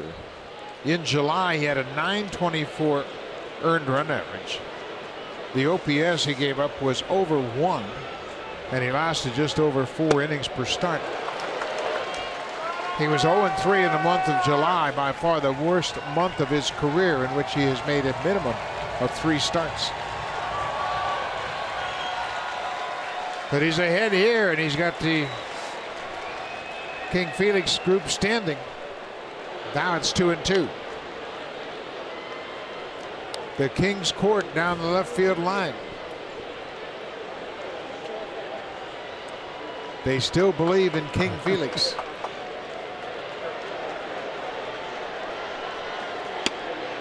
Good take. Full count. Morales is 0 for 2. He's grounded out both times he's come to the plate. 5th inning of a 2-2 game. First of 4 here in Seattle.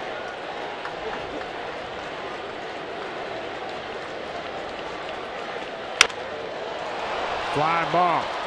Span backing up well in front of the warning track. Another easy inning for King Felix. The Blue Jays set down in order in the 5th. When we come back, Denard Span will lead things off. Then Nelson Cruz and Mitch Haniger.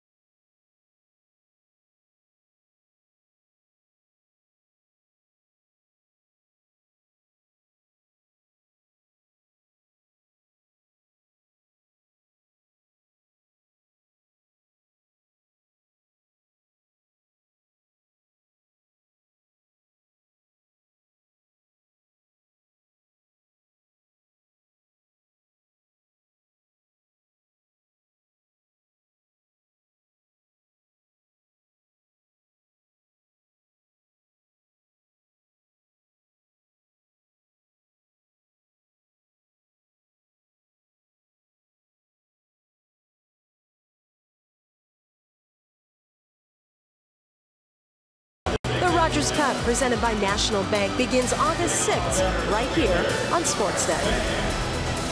Great tennis action as the best players in the world will be in Montreal and Toronto. Always a great event, and we'll have it all for you.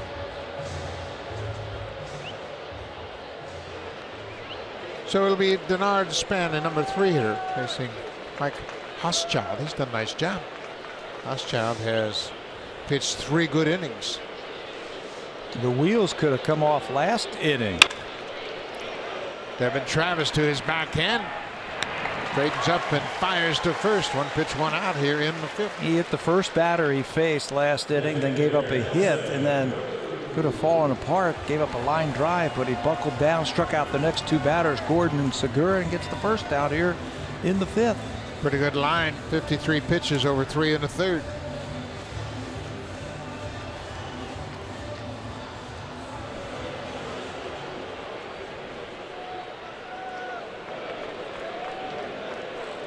Here's Nelson Cruz. He's responsible for the 2 Mariner runs. Had a 2-run home run in the 1st inning off Tyler Clippert, who started this ballgame.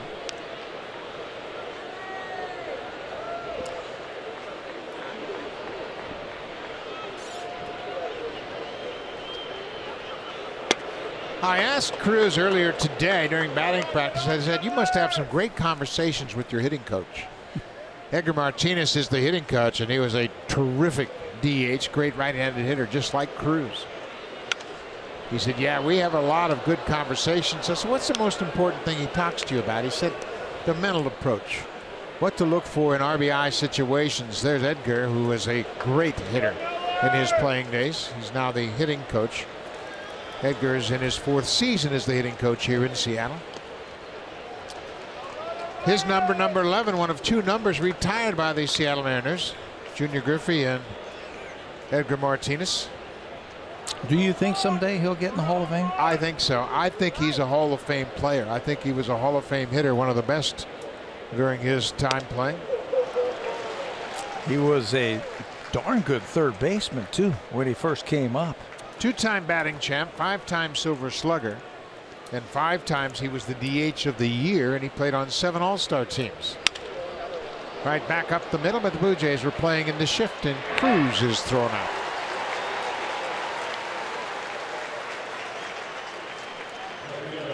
Adam Warren, who just came to Seattle from the New York Yankees, starting to loosen up for Seattle. The Mariners fortified their bullpen with the addition of Warren and Zach Duke. They also picked up Alex Colomé back in May. They really jumped the gun, pulling the trigger on a big trade to use Colomé as a setup man. I think that was right after they faced the Blue Jays. It was May 25th. Yeah, right after they faced the Blue Jays. We played them about the middle of May, and Nicasio was the 8th inning guy, and he gave up a couple of leads late in that series. Well, they said, you know what, this isn't working out. Let's go ahead and get an established closer like so many teams are doing right now. Put him in the number 8 spot in the 8th inning. It's worked out. Boy, has it ever. The Mariners are one of 3 teams in the majors that have not surrendered a lead going into the 9th.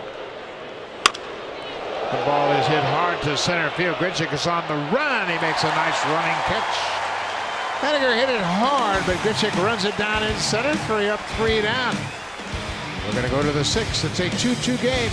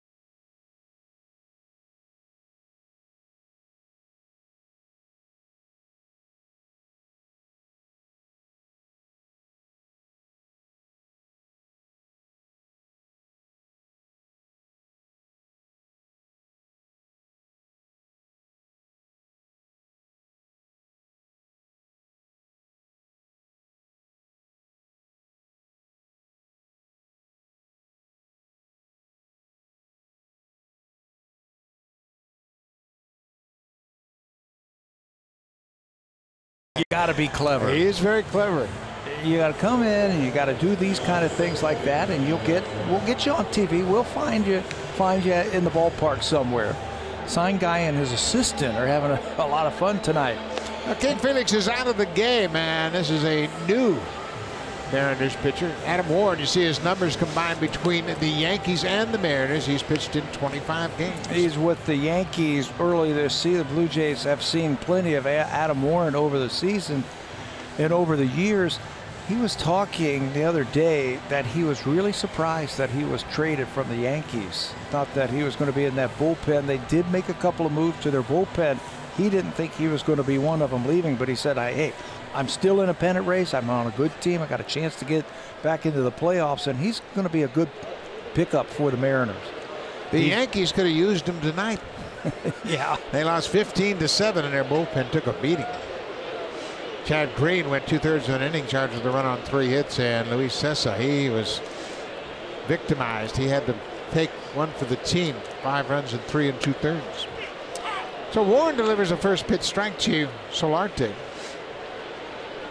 Yanni Ervis has singled and lined out.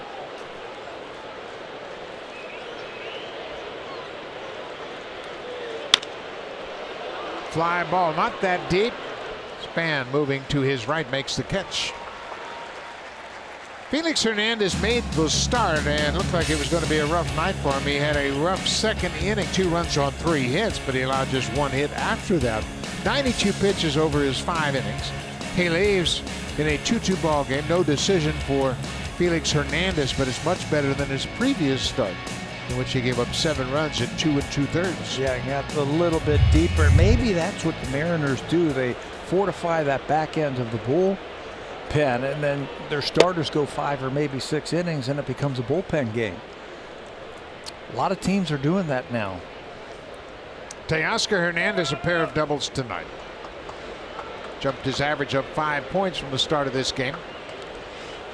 Warren's a nice pickup for him. It didn't cost him any currency in terms of players.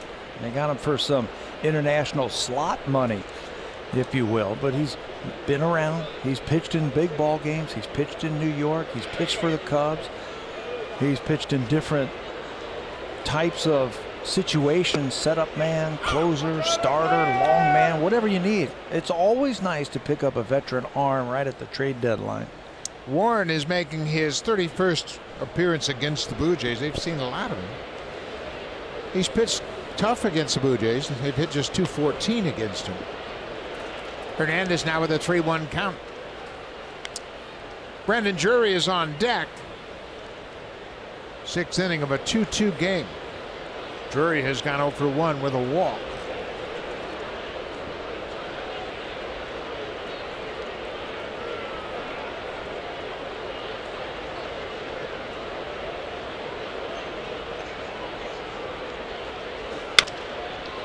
That's going to be a base hit.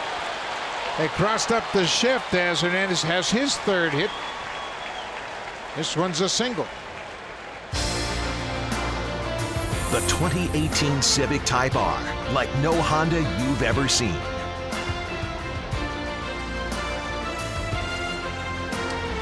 Boy, that's a beautiful shot. Looking over Puget Sound, the Olympic range off in the distance.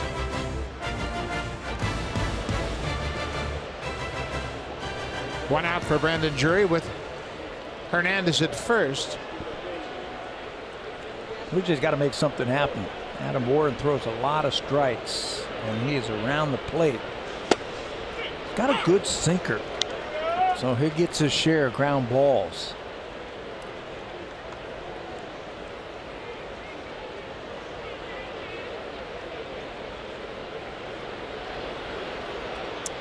Hernandez has 3 steals, but he's been caught 4 times. Not running here. That's a foul ball.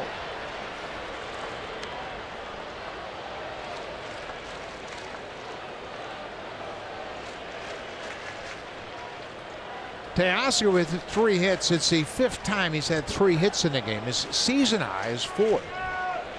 He was 4 for 6 against the Royals way back on the 18th of April. That was in that 15-5 Blue Jays win at Rogers Center. Had a rough series up in Oakland yesterday. Struck out 3 times. That's the beauty of baseball.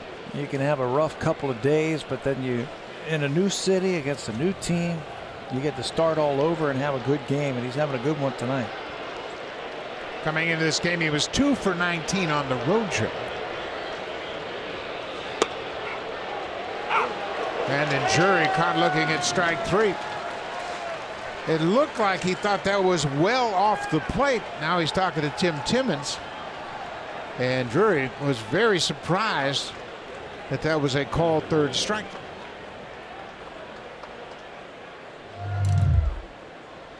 Warren's going to slip that ball on the corner.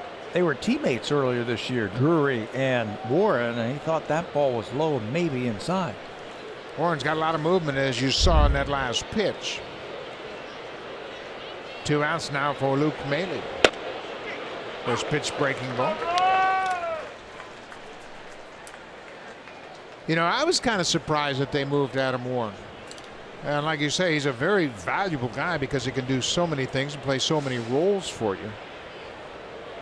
Can be a swing man, give you an occasional start if necessary. He's the one guy in that Yankee bullpen who's different from everybody else. Everybody else is a 1-inning, air it out type of pitcher. Let's throw it as hard as we can for 1 inning. He's the guy who can mix and match and change speeds and do different things. And he can bridge innings as well. He can come in and get the final out of an inning, and then come back and get the next inning for you. I was kind of surprised they moved him.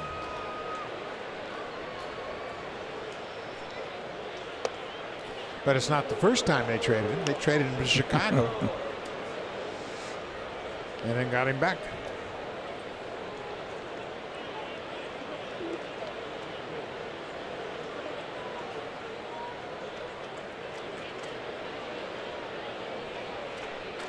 One ball, 2 strikes, 2 outs.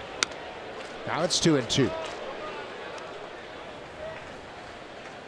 Warren's one of the 2 newcomers down in that bullpen. Zach Duke's the other. The lefty's starting to loosen up. I am sure that is for Curtis Granderson. Blue Jays only have 2 players on their bench tonight. Russell Martin, Ledmes Diaz.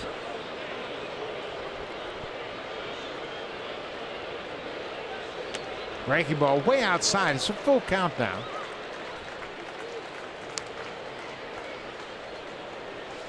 There's Russell. So they're playing with 2 bench players. One of them's the backup catcher, so they basically have 1 move they can go to, and that's Diaz. Blue Jays electing to carry an extra reliever. Yeah, I just wonder how long that's going to go. I don't expect it to be the situation for very long. 3-2. There goes Hernandez, ball 4. Luke Maley walks for a second time.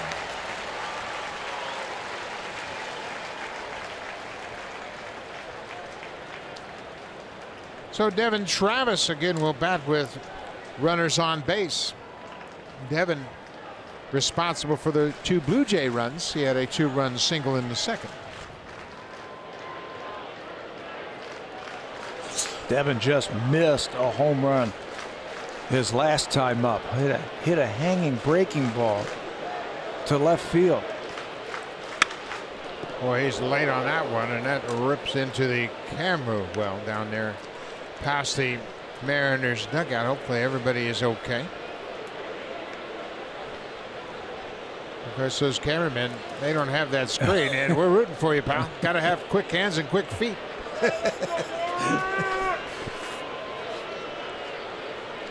So Travis behind 0-1.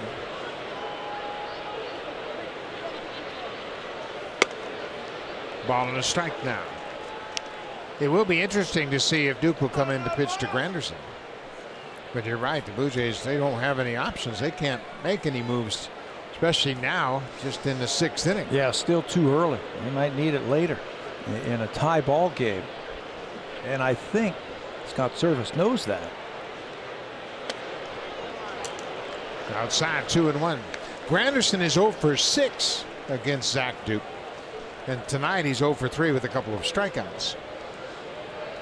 He might welcome a left-handed pitcher.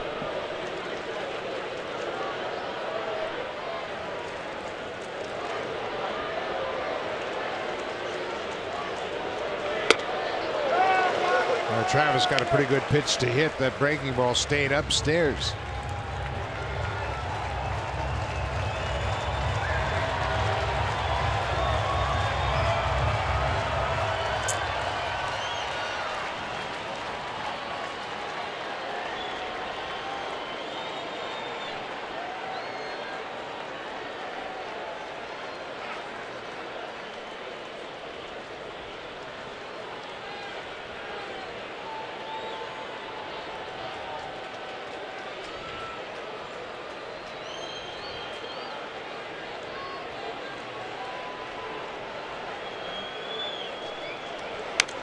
Foul back. That was the 2-2 pitch. That was another good pitch for him to hit, trying to fight that ball off. It looks like he's looking out over the plate for something to hit. Warren picked up on that, tried to jam him. Devin was getting into trouble earlier this season trying to reach that outside pitch by leaning out over the plate, trying to stand him up just a little bit more at home plate. That'll free up his bat. 2-2. Breaking ball. Now it's a full count. So the runners will be moving on the pitch. Felix Hernandez from second. Luke Maley from first. Adam Warren making his second appearance with the Mariners. Scott Service has a lefty ready. Should Travis reach base, Curtis Granderson, left-handed hitter, is scheduled. Zach Duke, he's ready. There go the runners. Fouled straight back. Everything is up. I don't know if that's by design. Doesn't look like it. Doesn't look like No. it. He's not finishing off his pitches. And when he tries to make the adjustment, he's yanking that ball off the plate. But everything is up. Warren pitched in the game yesterday against Houston.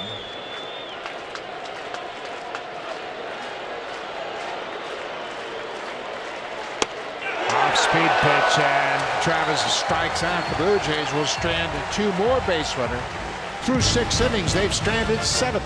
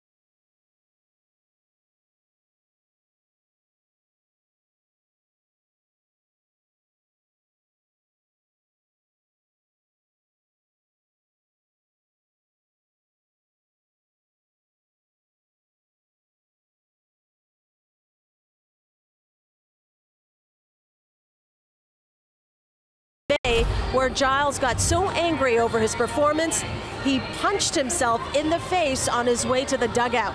Giles admitted there were, quote, some dumb things I wish I did better to conceal, but sometimes with the way things were going, it was hard to conceal that stuff. Giles said physically and mentally he's great, he's happy with where he's at, and looking forward to being a better person with a new beginning. Quote, it's a fresh start for me, and I couldn't be happier with where I landed. Buck. Ken Giles is 27 years old, and we mentioned the fact that he had 34 saves for Houston in 2017. And he's got a big arm. He's got a very impressive arm. Fastball, slider, simple approach. Look at the strikeouts that he has put up the last 3 years. Yeah, he's a big strikeout pitcher. He had 100 strikeouts one season out of the bullpen. 2016, 102 strikeouts in 65 2/3 innings. That's the kind of back end of the ball game pitcher you want.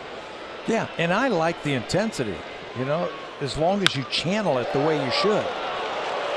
Kyle Seager hits it hard and right into the shift as Devin Travis is out there in right field to make the catch. Heck, ball players, you know, they get lambasted if they aren't fired up enough. They don't have that intensity. Then if they do have the intensity, they say, well, you're too intense. You know, I like the truth. Show some emotion. I did. Yeah, I like the intensity. Now let's just channel it in the right way. You're going to be fine. Blue Jays might have gotten a steal. It's going to be interesting. And you certainly think that now he has been dealt twice from Philadelphia to Houston, now from Houston to Toronto, that at 27 years old. maybe things are going to sort out, figure it out. I think Blue Jays are happy to have him. In 2 other arms with big arms that are going to be in the major leagues soon. Ryan Healy hits it to the shortstop Drury. 2 up, 2 down here in the 6th. 8 straight retired by Mike Hoschow.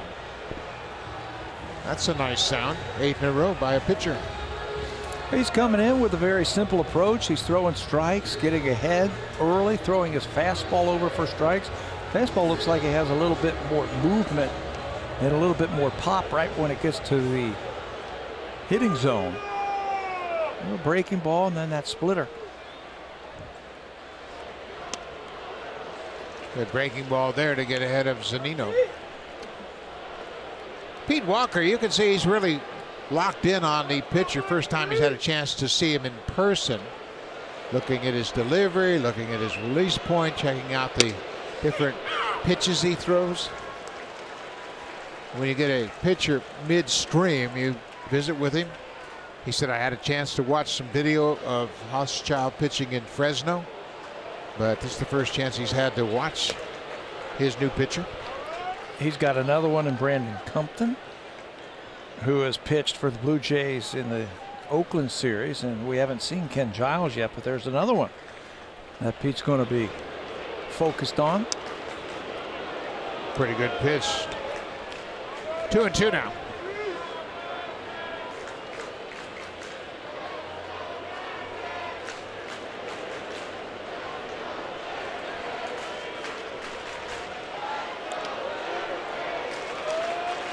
Full count.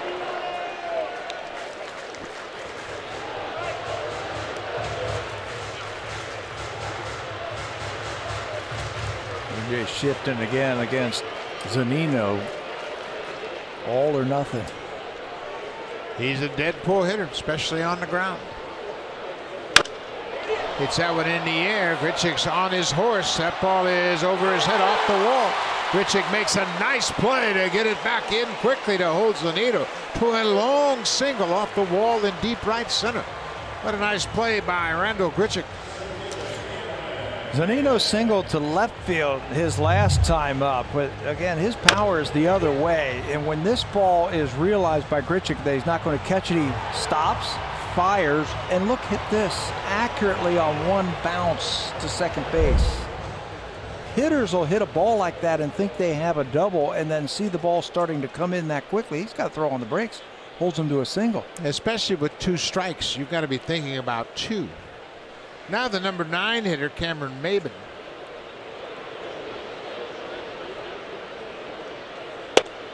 That single by Zunino stopped the stretch of 8 straight retired by Hoschow. Not a threat to steal over there at first base. Surprised they're not playing behind him.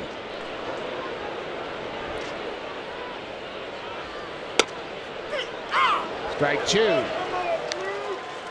Zunino was the last Mariner to reach base with a single in the 3rd. And he snaps that streak with a long single to right center. 0-2.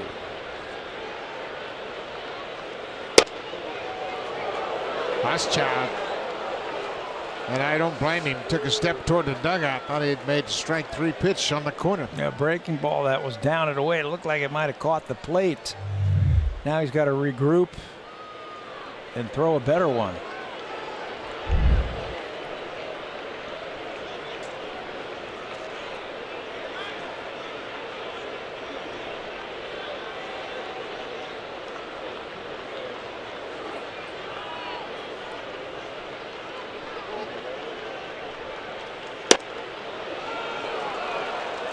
Well, that's a tough pitch to lay off on. With 2 strikes, you got to be thinking about protecting the plate, and maybe it took 2 close sliders.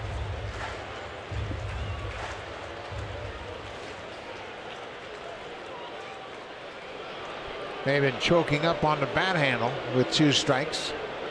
Maybe you bust him in here after those 2 sliders off the plate. Coming in, but they missed. So that'll run the count to 3-2. Smoke's going to stay on the bag to hold Zunino there.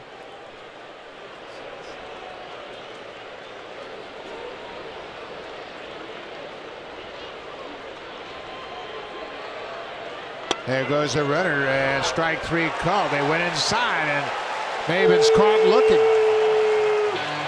The Mariners strand a base runner will go to the 7th. Top of the order for the Blue Jays. Curtis Granderson will start things off, then Randall Grichuk and Justin Smoke. It's a 2-2 game.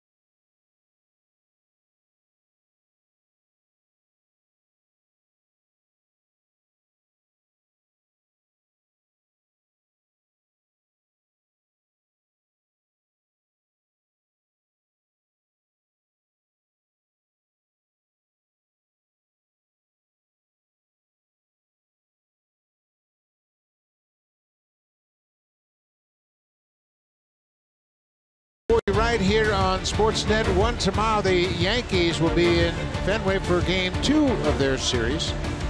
Boston put a whooping on the Yankees tonight, 15-7. They beat him. Steve Pearce hit 3 home runs. A pitching matchup tomorrow is a good one. Luis Severino for the Yankees against Rick Porcello for the Red Sox. Severino was 14-4. Porcello was 13-4.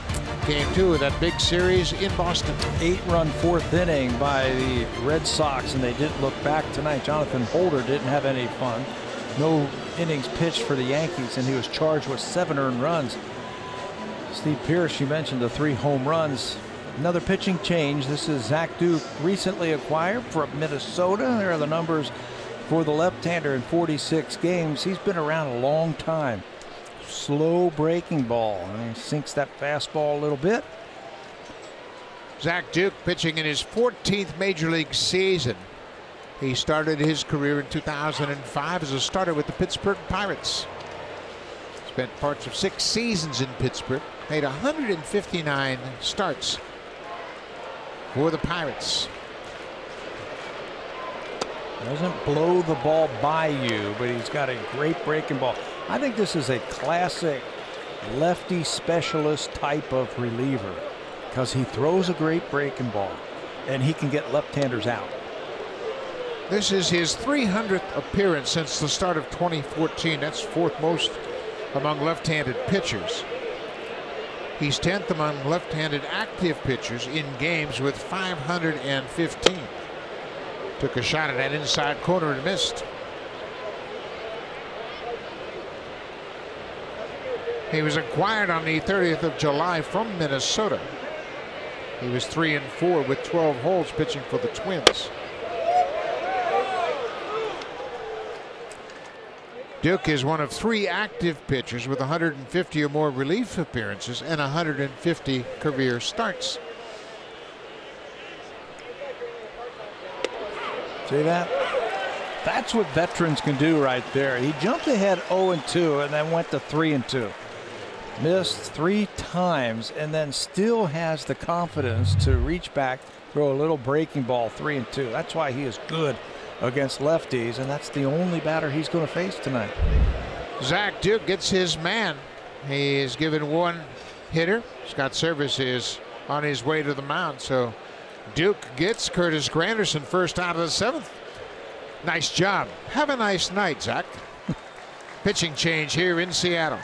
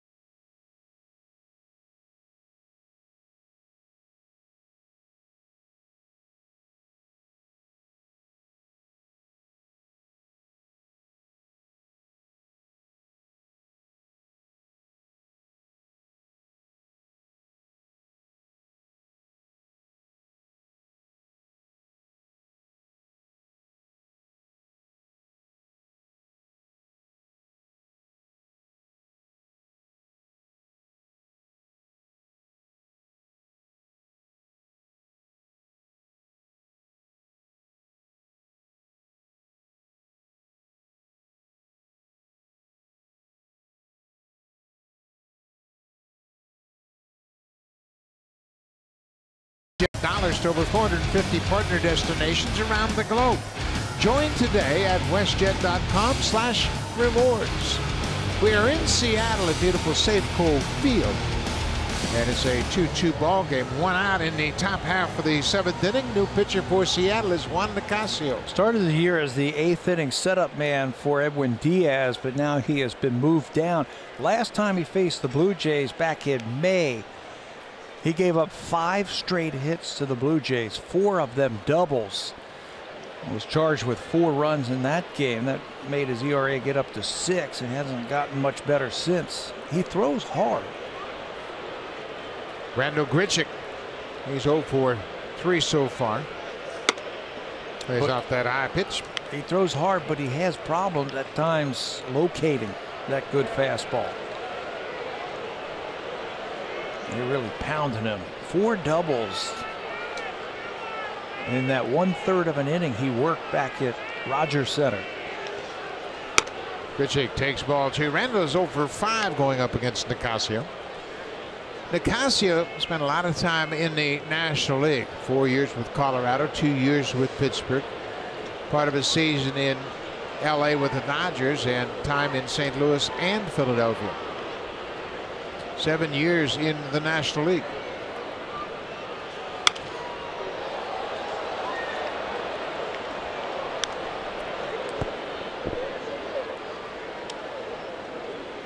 Whereas Grichuk was in St. Louis last year. Nicasio, he just got into 9 games, total of 11 innings.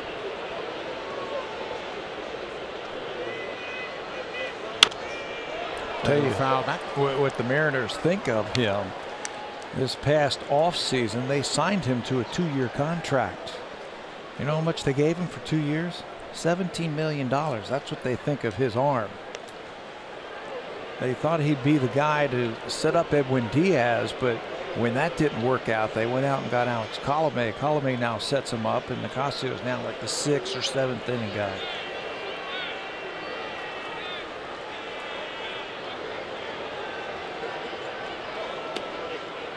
Hard breaking ball misses downstairs. It's a full count.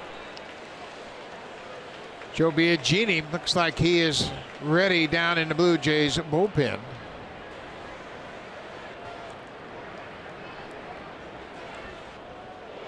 Mike Hoschov, what a job of relief he has done.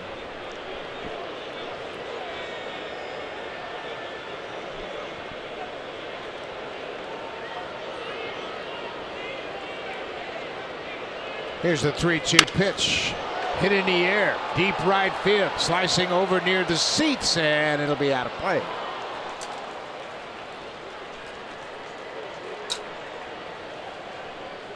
Grichuk battling with 2 strikes here. Hoschov, good effort in relief. 5 innings, no runs on 4 hits if he is indeed done.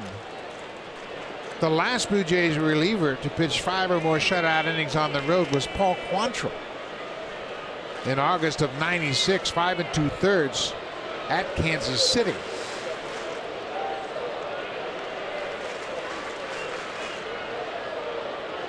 Another 3-2 pitch to Grichuk. Base hit past Segura in the left field. What a good at bat for Randall. It's his first career hit against Juan Nicasio. What a great at-bat. Fouled off fastball after fastball. He tried to throw him a breaking ball 3-2, and you throw 97. He lets up, throws a breaking ball, and Randall rips it into left field. Now let's get Hoschov a run. Maybe we can get him a win. Good at-bat. One more positive note on Hoschov. The last reliever to throw 5 scoreless innings in his Blue Jays debut, home or road, was Tom Murphy way back in April of 1978. Wow. Welcome to the Blue Jays. Ooh. Smokey saw that one, had a wicked cut. He's up to 17 home runs and 55 RBIs now. That takes the lead over the lead in RBI.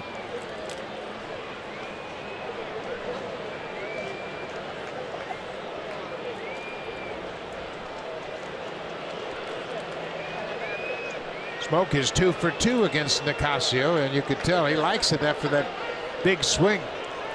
Saw that pitch all the way. Saw it right out of his hand. Had a home run cut.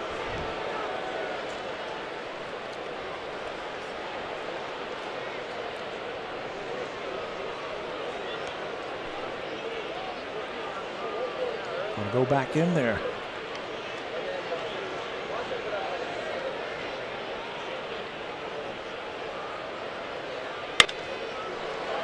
Drop.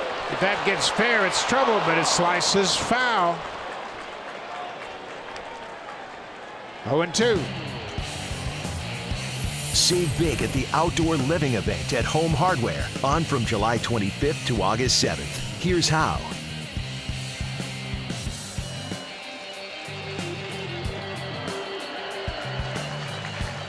Beautiful evening here at Safeco Field. The roof is pushed back. 26,110 in attendance, and right now you can hear the Let's Go Blue Jays here in Seattle.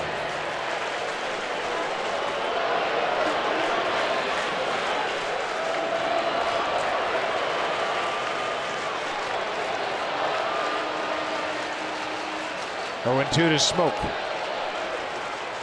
Upstairs.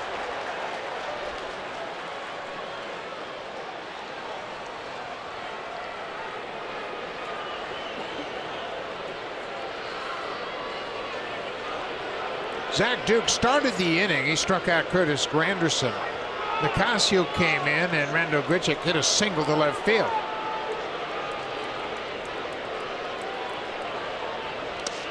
In the dirt.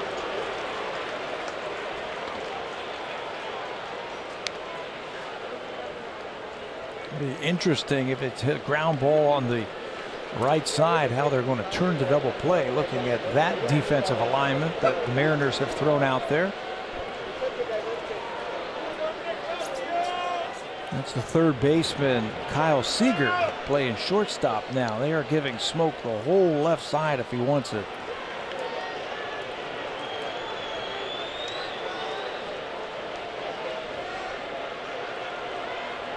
Smoke strikes out.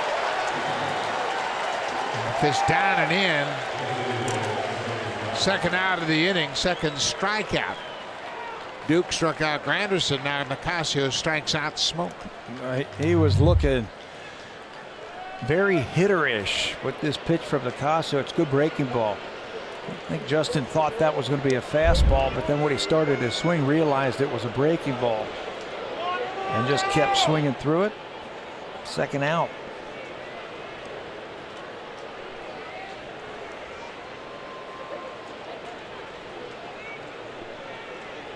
Kendrys Morales takes the first pitch strike. Morales is 0 for 3. A couple of ground outs and a fly ball to left. Boy, there is a gaping hole between third base and Kyle Seager, the third baseman, who's basically playing at shortstop now. And they're pitching him away. And we have seen him hit the ball the other way, slice balls that way. He's not a guy that hits a lot of balls in that direction, but we have seen it more frequently of late. Staying in the middle of the diamond. Those are ground balls right there. But every now and then, especially against a hard thrower, he'll slow that swing down just enough to slice it over there.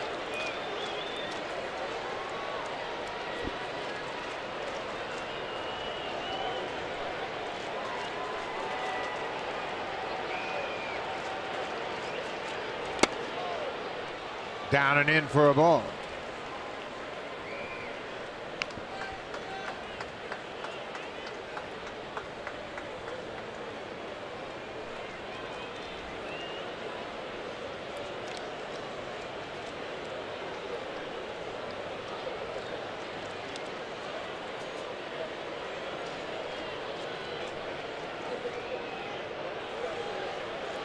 Seventh inning, a 2-2 game. The Mariners scored 2 in the first. The Blue Jays got their 2 in the second. Just off the plate away. The line scores are identical. 2 runs on 7 hits for both the Blue Jays and the Mariners. Neither club has committed an error.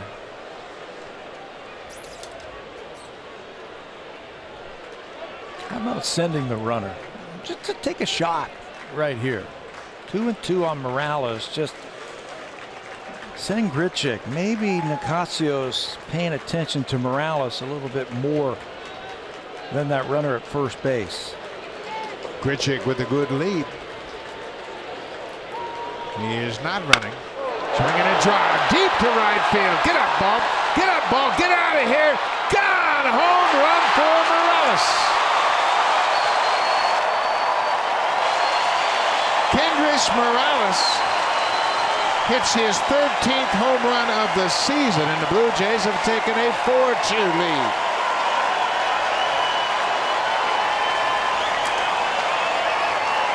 Nicasio again, 0-2. He jumped ahead and then tried to nibble his way out of the inning instead of attacking him.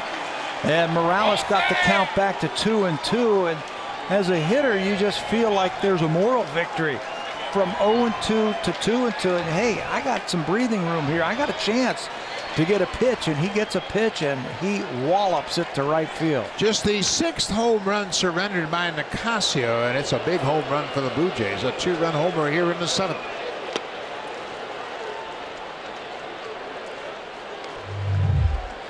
Watch the reaction of the pitcher. Fastball over the middle of the plate, and he knows it.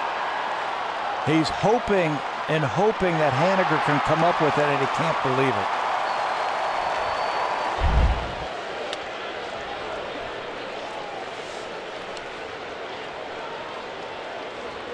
For Morales, as we mentioned, his 13th home run of the season, 2 RBIs. He's now up to 38. Child. He's in line for the win. Ground ball, that'll end it. But the Blue Jays take the lead here in the 7th inning. Kendrys Morales, his first hit of the night, is a 2-run home run to give the Blue Jays a 4-2 lead and put Child in line for the win.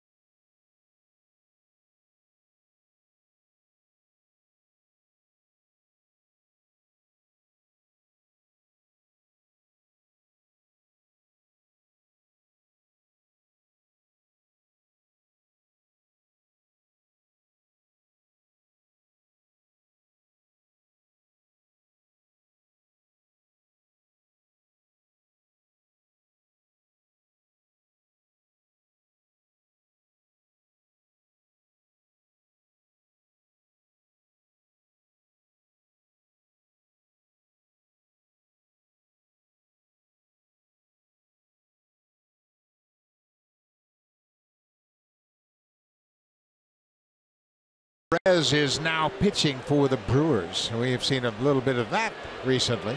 Position players. Perez has given up 5 runs on 6 hits. 9 runs in the 7th inning for the Dodgers. 21-5. I think they're in good shape. They started Clayton Kershaw. They should be okay. On 18 hits. These laughers have been really occurring a lot, and It cost one guy a job the other day. Sean Kelly of the Nationals, pitching in a game he didn't think he deserved to be pitching in. Gave up a home run, threw his glove on the mound. Stared into the dugout. And then was DFA'd after the ball game. Yep. What was the shortstop's name in the Bad News Bears? I don't know. He threw the glove on the field and reminded me of that. Tanner. Tanner? Yeah. Okay. Tanner threw his glove on the field, and that looked like Sean Kelly. I like Mike Rizzo, the GM's quote after the game. If you're not with us, you're in the way. So they said, you know what? We got a DFA.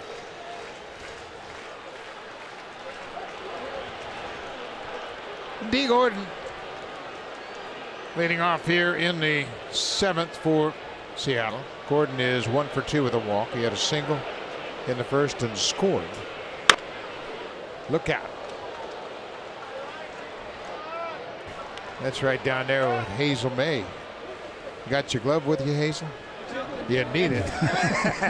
She's hiding out. That's duck. Just duck.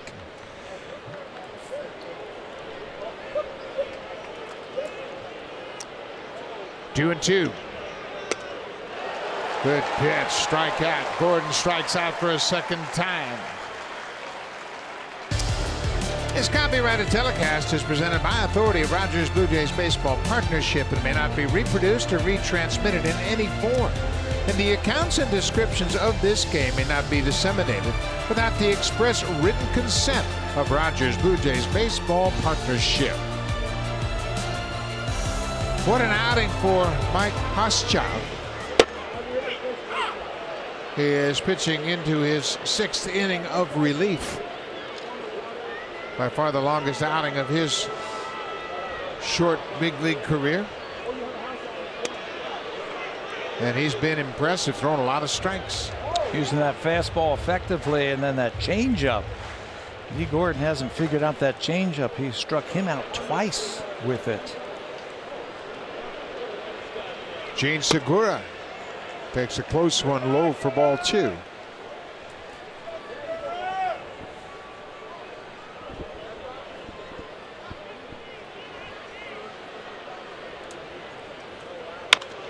Ground ball. Travis, couple of steps to his left. 2 away. The only reason Mike didn't start this game tonight was they wanted to give him just a little bit of a blow. It was a crazy last couple of days for him to get here. Then he had to take his physical, make sure he passed that physical. They said we could have started him, but we wanted him to just kind of ease into his Blue Jay career, give him an inning out into the bullpen, maybe 2. They were hoping Tyler Clippard could go 2 tonight. He has not had a win in his short big league career.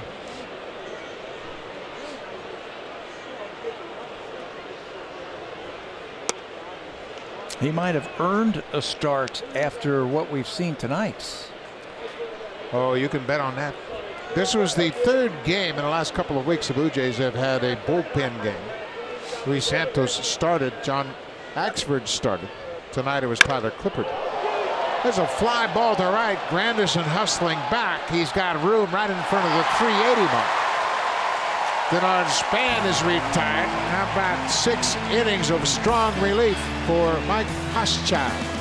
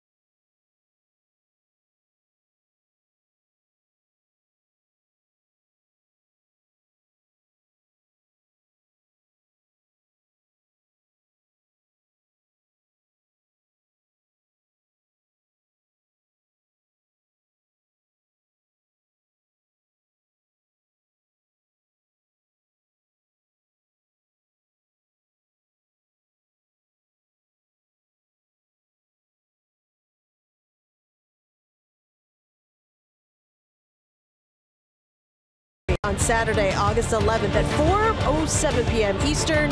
Come to the WestJet flight deck during the ballgame and visit Memory Lane for your chance to get your picture taken with alumni, or visit Section 127 to take your picture with the World Series trophies. For tickets, visit BlueJays.com, and don't forget, arrive early for all the pregame ceremonies. But should be a great time. Tui Vailulala is the new pitcher for the Mariners. He's coming in relief. He will start this top half of the 8th inning. Another one of those players that the Seattle Mariners picked up in a trade. They got him from the Cardinals. Tui Vailulala, he's got a good arm. Big fastball, averages about 96 miles an hour with that, and a sinker and a curveball. The numbers in the 32 games for both St. Louis and Seattle. I don't know if there's any team in baseball that doesn't run somebody out there out of their bullpen who throws 95 or under it. Yeah, it's pretty consistent now. Anytime you see any relievers, they're going to be in the mid-90s. Teoscar Hernandez, a perfect night at the plate. 2 doubles and a single. He's 3 for 3. He scored a run in the second. He scored the second run on Devin Travis's 2-run single.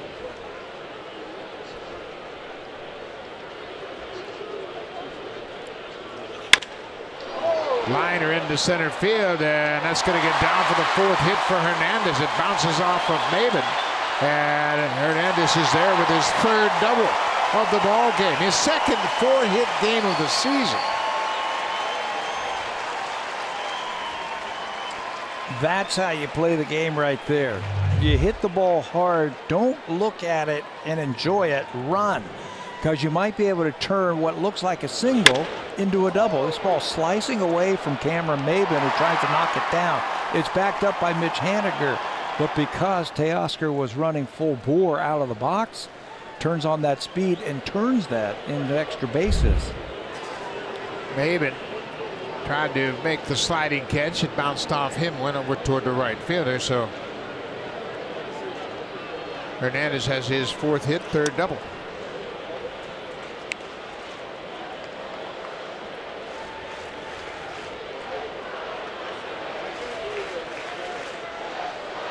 Tui Vailulala is now 25 years old. Blue Jay fans are whooping it up again here in Seattle. Brandon Drury waves at that breaking ball. Ball on the strike to the shortstop. Brandon is 0 for 2 with a walk and a strikeout. He was called out on strikes and was 6 his last time up.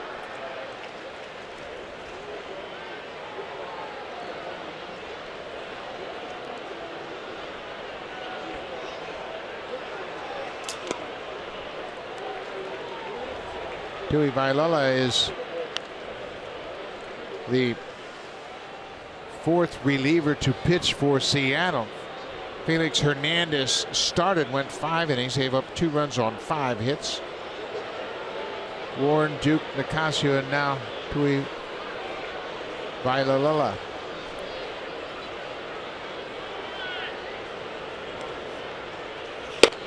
There's a good fastball at 96. 2-2.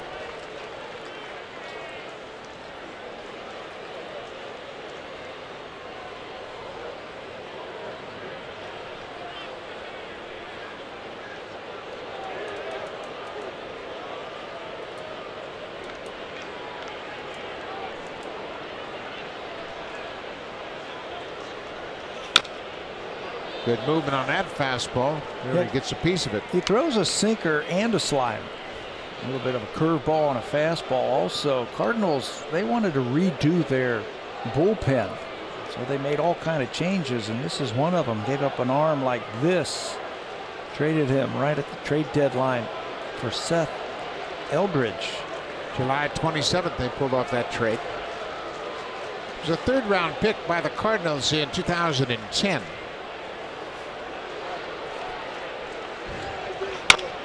Off-speed pitch, 2-hopper to the 3rd baseman. Seager, Drury is retired.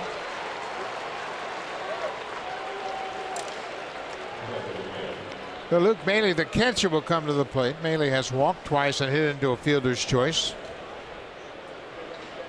Hernandez with a great night at the plate, a 4-hit night with 3 doubles. He's only been able to score 1 run. That was his first time up when he scored on that Travis single. Got to figure out a way to get some add-on runs.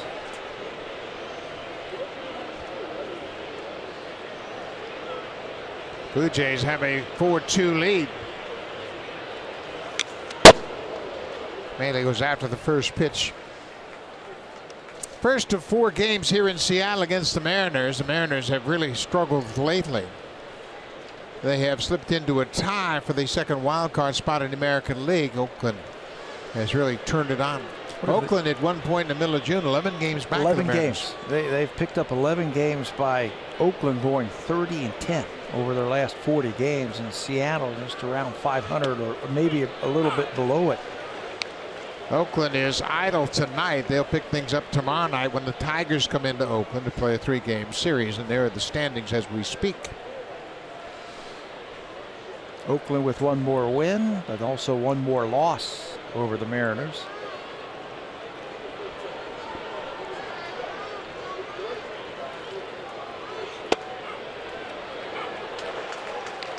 Mahle is called out on strikes.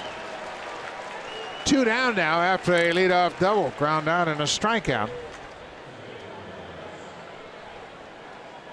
The Mariners have really given up a comfortable lead over the last 40 games, 19-20, while the A's are going 30-10. They haven't pitched well lately, and you see the run difference. That's really an odd number with a team that has a winning record. They came into this game 63-45, but they are -9 in run differential. It reflects the fact they've got a very good bullpen. They win a lot of 1-run games. 27 1-run wins for the Mariners this year. Overall, with that great record, you're right. They've been outscored. A -9 run differential, almost unheard of from a team that's almost 20 games over 500. But they play good defense. They pitch it. They've got a very deep bullpen, and they've been winning a lot of close ball games. They're going to have a comeback win tonight as they're down by 2 here in the 8th inning.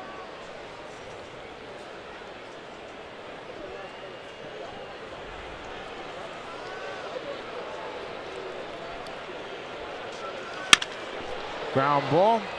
D. Gordon has it. He throws to first, and that'll end the inning. Blue Jays get a leadoff double, but can't move Hernandez past second. We'll go to the bottom of the 8th. Time now for Blue Jays Central Update. Here's Jamie Campbell and Cliff Floyd in the Samsung broadcast studio.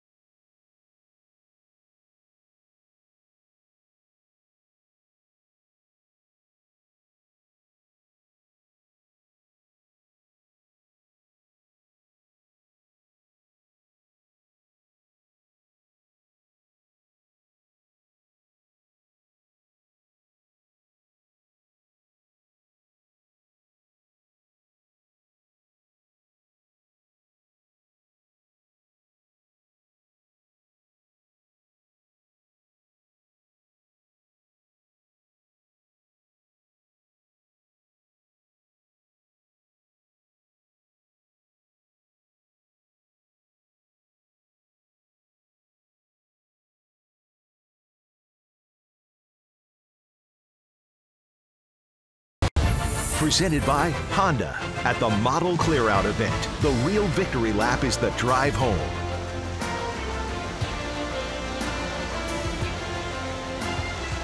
Beautiful shot of the Space Needle here in Seattle. Joe Biagini will take over and start the 8th inning. Biagini making his 32nd appearance of the season. There are the numbers as both a starter and a reliever. Joe's been pitching much better lately. Had 3 strikeouts in his last appearance 2 days ago, so he will take over here in the 8th inning. A couple other defensive changes for the Blue Jays. As now with the lead late in the game, they're going to throw out their best defensive team out there. Ledmus Diaz comes off the bench to take over defensively at shortstop. Without the starting shortstop, Brandon Drury will move from shortstop to third base.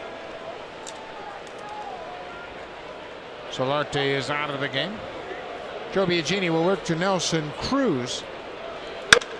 He drives one deep to right. Granderson is back. This ball is gone. Cruz hits his second home run of the night on the first pitch from Joe Biagini. For Cruz, that's home run number 28. RBI number 67, and just like that, it's a one-run game. He continues to punish Blue Jay pitching. He's got outstanding power the other way. He can let that bat head drag just a little bit, wait as long as possible, and then still drive it out of the ballpark. That ball is up and away. You can see that classic home run swing, get it up in the air, and hits it a long way the other way. Closing in on 30 home runs again.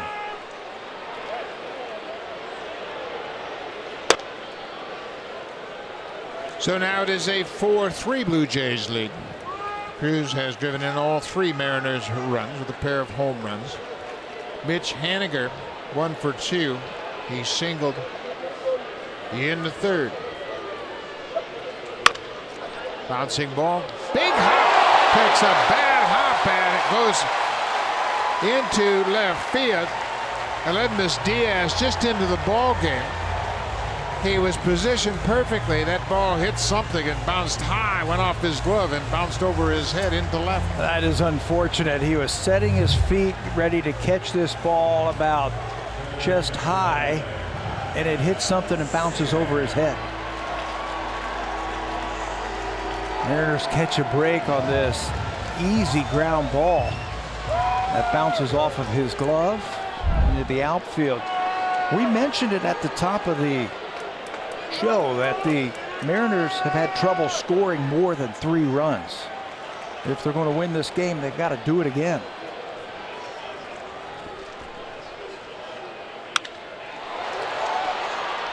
There's a deep fly ball to the left. Hernandez makes the catch.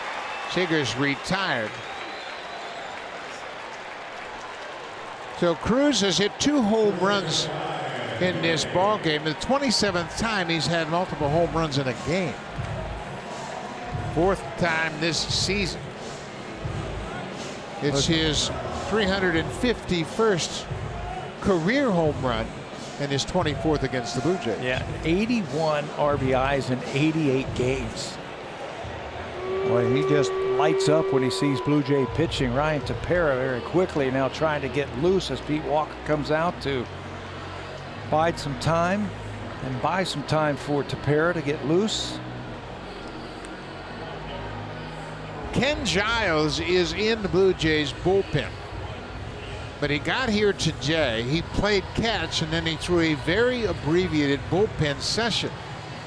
He's not pitched in 6 days, and I don't think we're going to see him pitch tonight. I don't think he's physically really sharp enough to pitch. I think it's been a rough couple of days for him. He went from Fresno to Houston to pack up and get ready to come to Toronto. So I don't think we're going to see him in this game, even though it's a 1-run game now. I think they're going to give him another day to get his feet on the ground. Well, you said he tried to throw today, just didn't feel right. Ryan Healy.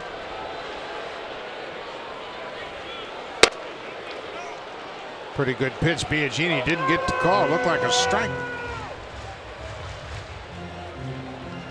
Ryan Healy, he's missed the last couple of games. You mentioned it with some back problems, but I'll tell you, he does not get cheated in fastball counts. He is looking to hit the ball into the ballpark, out of the ballpark. 1-0. Ground ball. Travis comes after it. He tags the runner for 1 back to first. Double play. Oh, nice play by Devin Travis. He read that perfectly. He saw it wasn't sharply hit, came after it, got to the baseline at the same time. The base runner, Hitch Haniger, gets there, puts the tag on. Haniger goes to first for the double play. We'll go to the ninth, and the Blue Jays have the lead.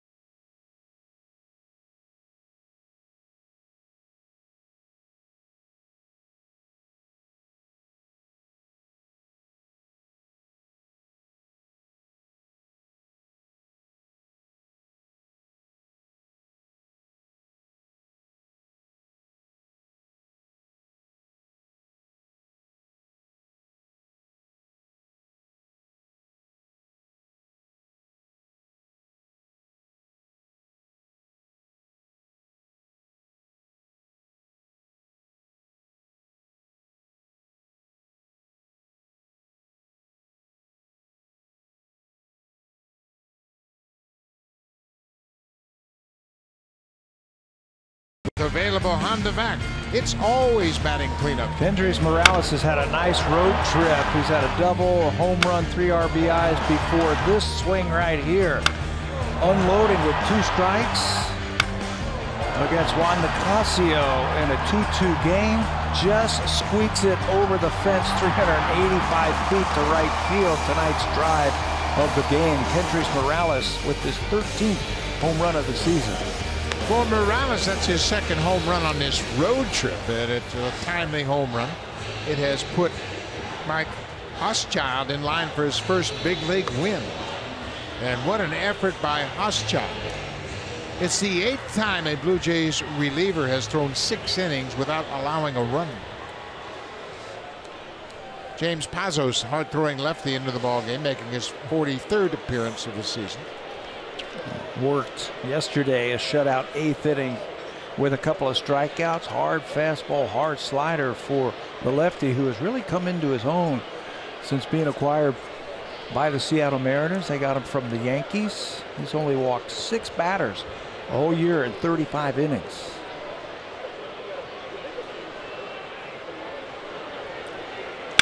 Curtis Granderson hits one in the alley in left center. That's going to get down for a base hit. He's headed for second base. He slides in safely. Granderson has crossed up the Mariners a couple of times tonight by swinging at the first pitch.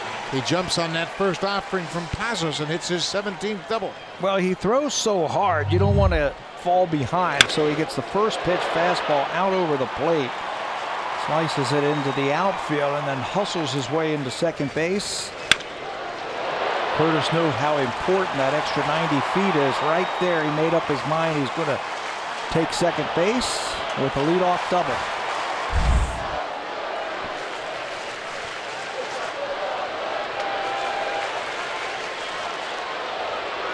Randall Grichuk singled his last time up. He scored on the home run, and that's past Seager in the left field. They're going to stop Granderson.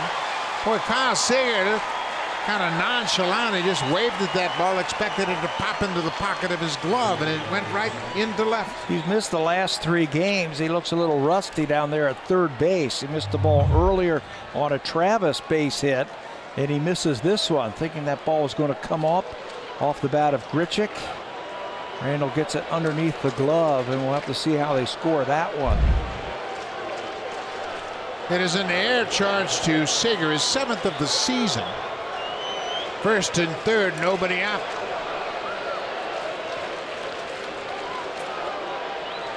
Blue Jays trying to get that run back. Nelson Cruz homered in the bottom of the 8th to make it a 1-run game, and the Blue Jays are threatening to come right back. Justin Smoke has a home run against Pazos. Ground ball. Seager goes to the bag and throws it into right field. Granderson's in to score. Grichuk is going to third. But D. Gordon got crossed up at second base, and I think he's hurt. I don't know if his spikes caught on the bag or before he got to the bag, but that's what allowed that ball to go into the outfield. It was the right play by Seager. But D, in his haste to get over to the bag, it looks like he twisted his knee. Seager went to the bag at third and looked like he stepped on the bag or tried to tag the base runner, Granderson, but Granderson got back safely, and then Seager throws it wildly to second. Watch the second baseman, Gordon, if you can come into our right there. It just collapsed on him right when he was getting ready to pivot and catch the ball. He goes down. Yeah, that was curious. The throw was not as bad as it looked initially because Gordon had fallen down. So Gordon's going to leave this game. He got to the bag, looked like he stepped on the bag awkwardly, twisted his ankle and then fell down, and that's what made the throw look so bad from Seager. Andrew Romine will come off the bench and take over. He's going to make a couple of throws here to get loose as D. Gordon has to be taken out of this game. Remember earlier in the game, first and third ground ball to Seager. He went home. This time, Curtis Granderson got back to the bag. That was the right play. And then Seager recognizes that, throws on the run to second base, but as Gordon got to the bag, his knee buckled underneath him, and he went down. The throw went into the outfield, and Blue Jays are safe everywhere. Well, that's a big run for the Blue Jays as they now have regained that 2-run advantage. Second error of the inning for the third baseman, Kyle Seager. He's charged with a throwing error. Kendrys Morales hit that home run in the 7th. Still nobody out. Runners at the corners. The infield is drawn in by Seattle. And Morales, a good cut.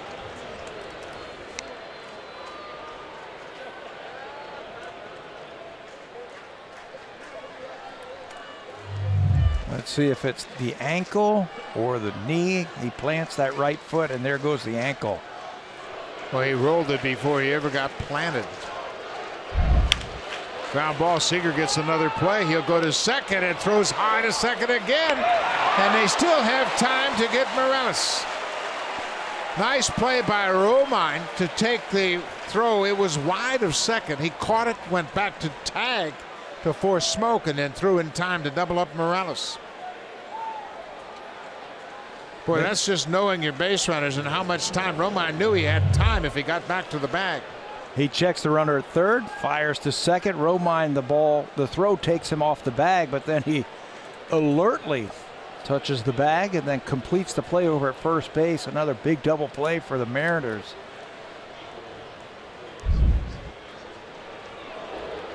This is Aledmus Diaz batting for the first time. He came into the game as a defensive replacement. Grichuk's at third now, but there are 2 outs.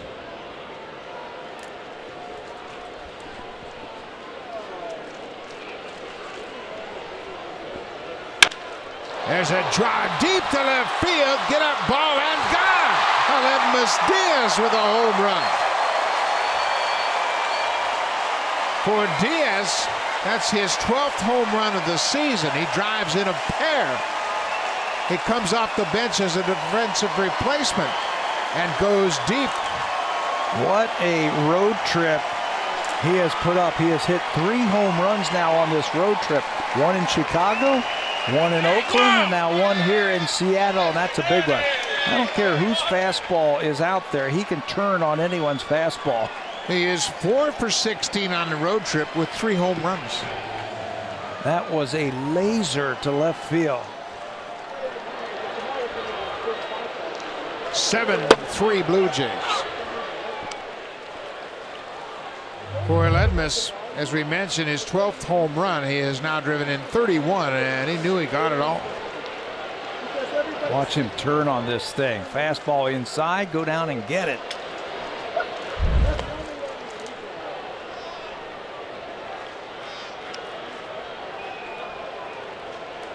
Well, that's good feeling. You come off the bench, you have a bad hop base hit go over your glove, and then you get one at bat and you hit a 2-run homer. Pretty good night's work.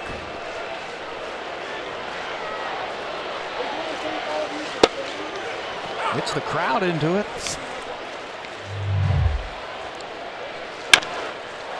Well, that's a great sound when you barrel up a baseball. He hits it right into the Blue Jays dugout. 3 runs here in the 9th.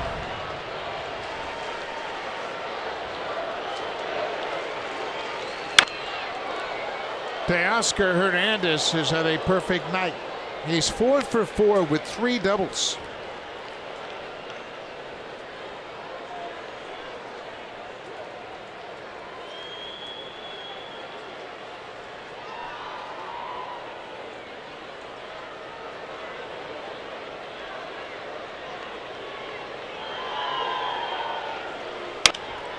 Pops this one up into shallow center. Romine is back out into the outfield, and he makes the catch. But a big inning here in the 9th for the Blue Jays. Capped off by a 2-run home run by Aledmus Diaz. Diaz coming off the bench to play defense, comes up with a big hit. His 3rd home run on this road trip, and the Blue Jays will take a 4-run lead into the bottom of the 9th.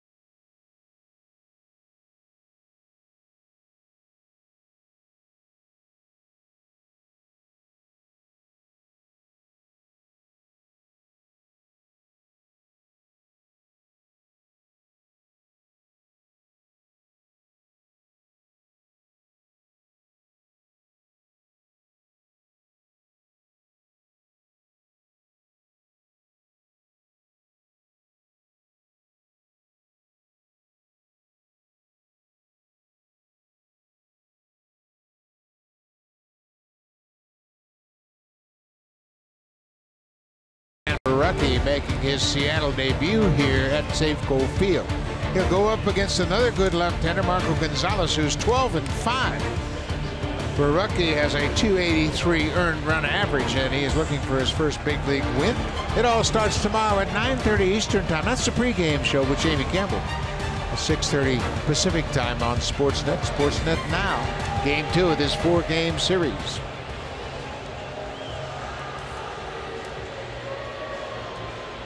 Ryan Tepera comes into the ballgame to try to close things out. It is not a save situation. It's a 4-run lead for the Blue Jays here in the 9th.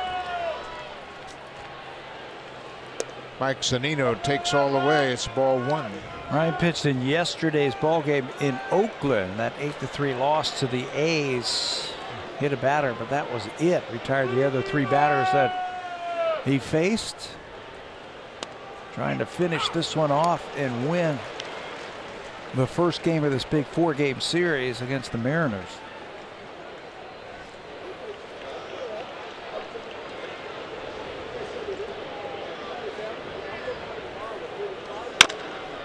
Bouncing ball. Brandon Drury now at third base, throws him up, one away. Now for a preview of what's coming up next on Sportsnet Central. Here's Nikki and Eric.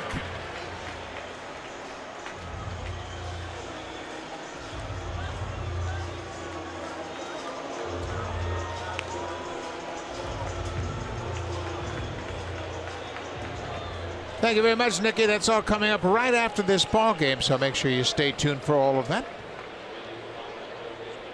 Number 9 hitter is Cameron Maben. He's 1 for 3 with a strikeout tonight. He goes after the first pitch, and it's a fly ball to center. Grichuk is there. 2 up, 2 down.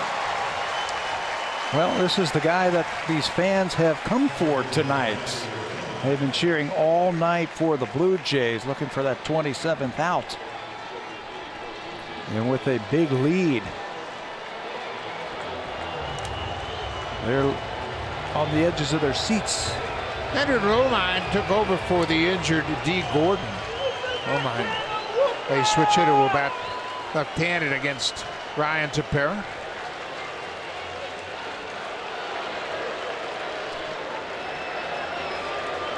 Two outs. Goes after that first pitch. It was a cutter. And he's got a beauty. That is a beautiful cutter right underneath the bat of Romine. He took over for D. Gordon, who had to leave the top of this inning. That's a flare down the left field line. That drops fair. Romine is headed for second. Here's the throw from Hernandez. He's in there safely with a 2-out double. Well, Romine, in his only plate appearance of the night, gets a base hit. For Romine, that's just his second double of the season. Just flares it off the end of the bat safely in left field. The magic number for Seattle this season has been 4 runs. They've done a real good job when they score 4 runs. They're 44-13, scoring 4 or more runs. And that'll do it. Gene Segura gets sawed off, and Tepera makes a catch on a soft liner, and the Blue Jays win the opener 7-3. The Mariners, they just can't get over that 3-run hump. Another game where they are held to 3 runs or less. They are now 19-33 when scoring 3 runs or less. Yeah, 17 of their last 25 they've scored 3 runs or less. What a game for Mike Hochschild.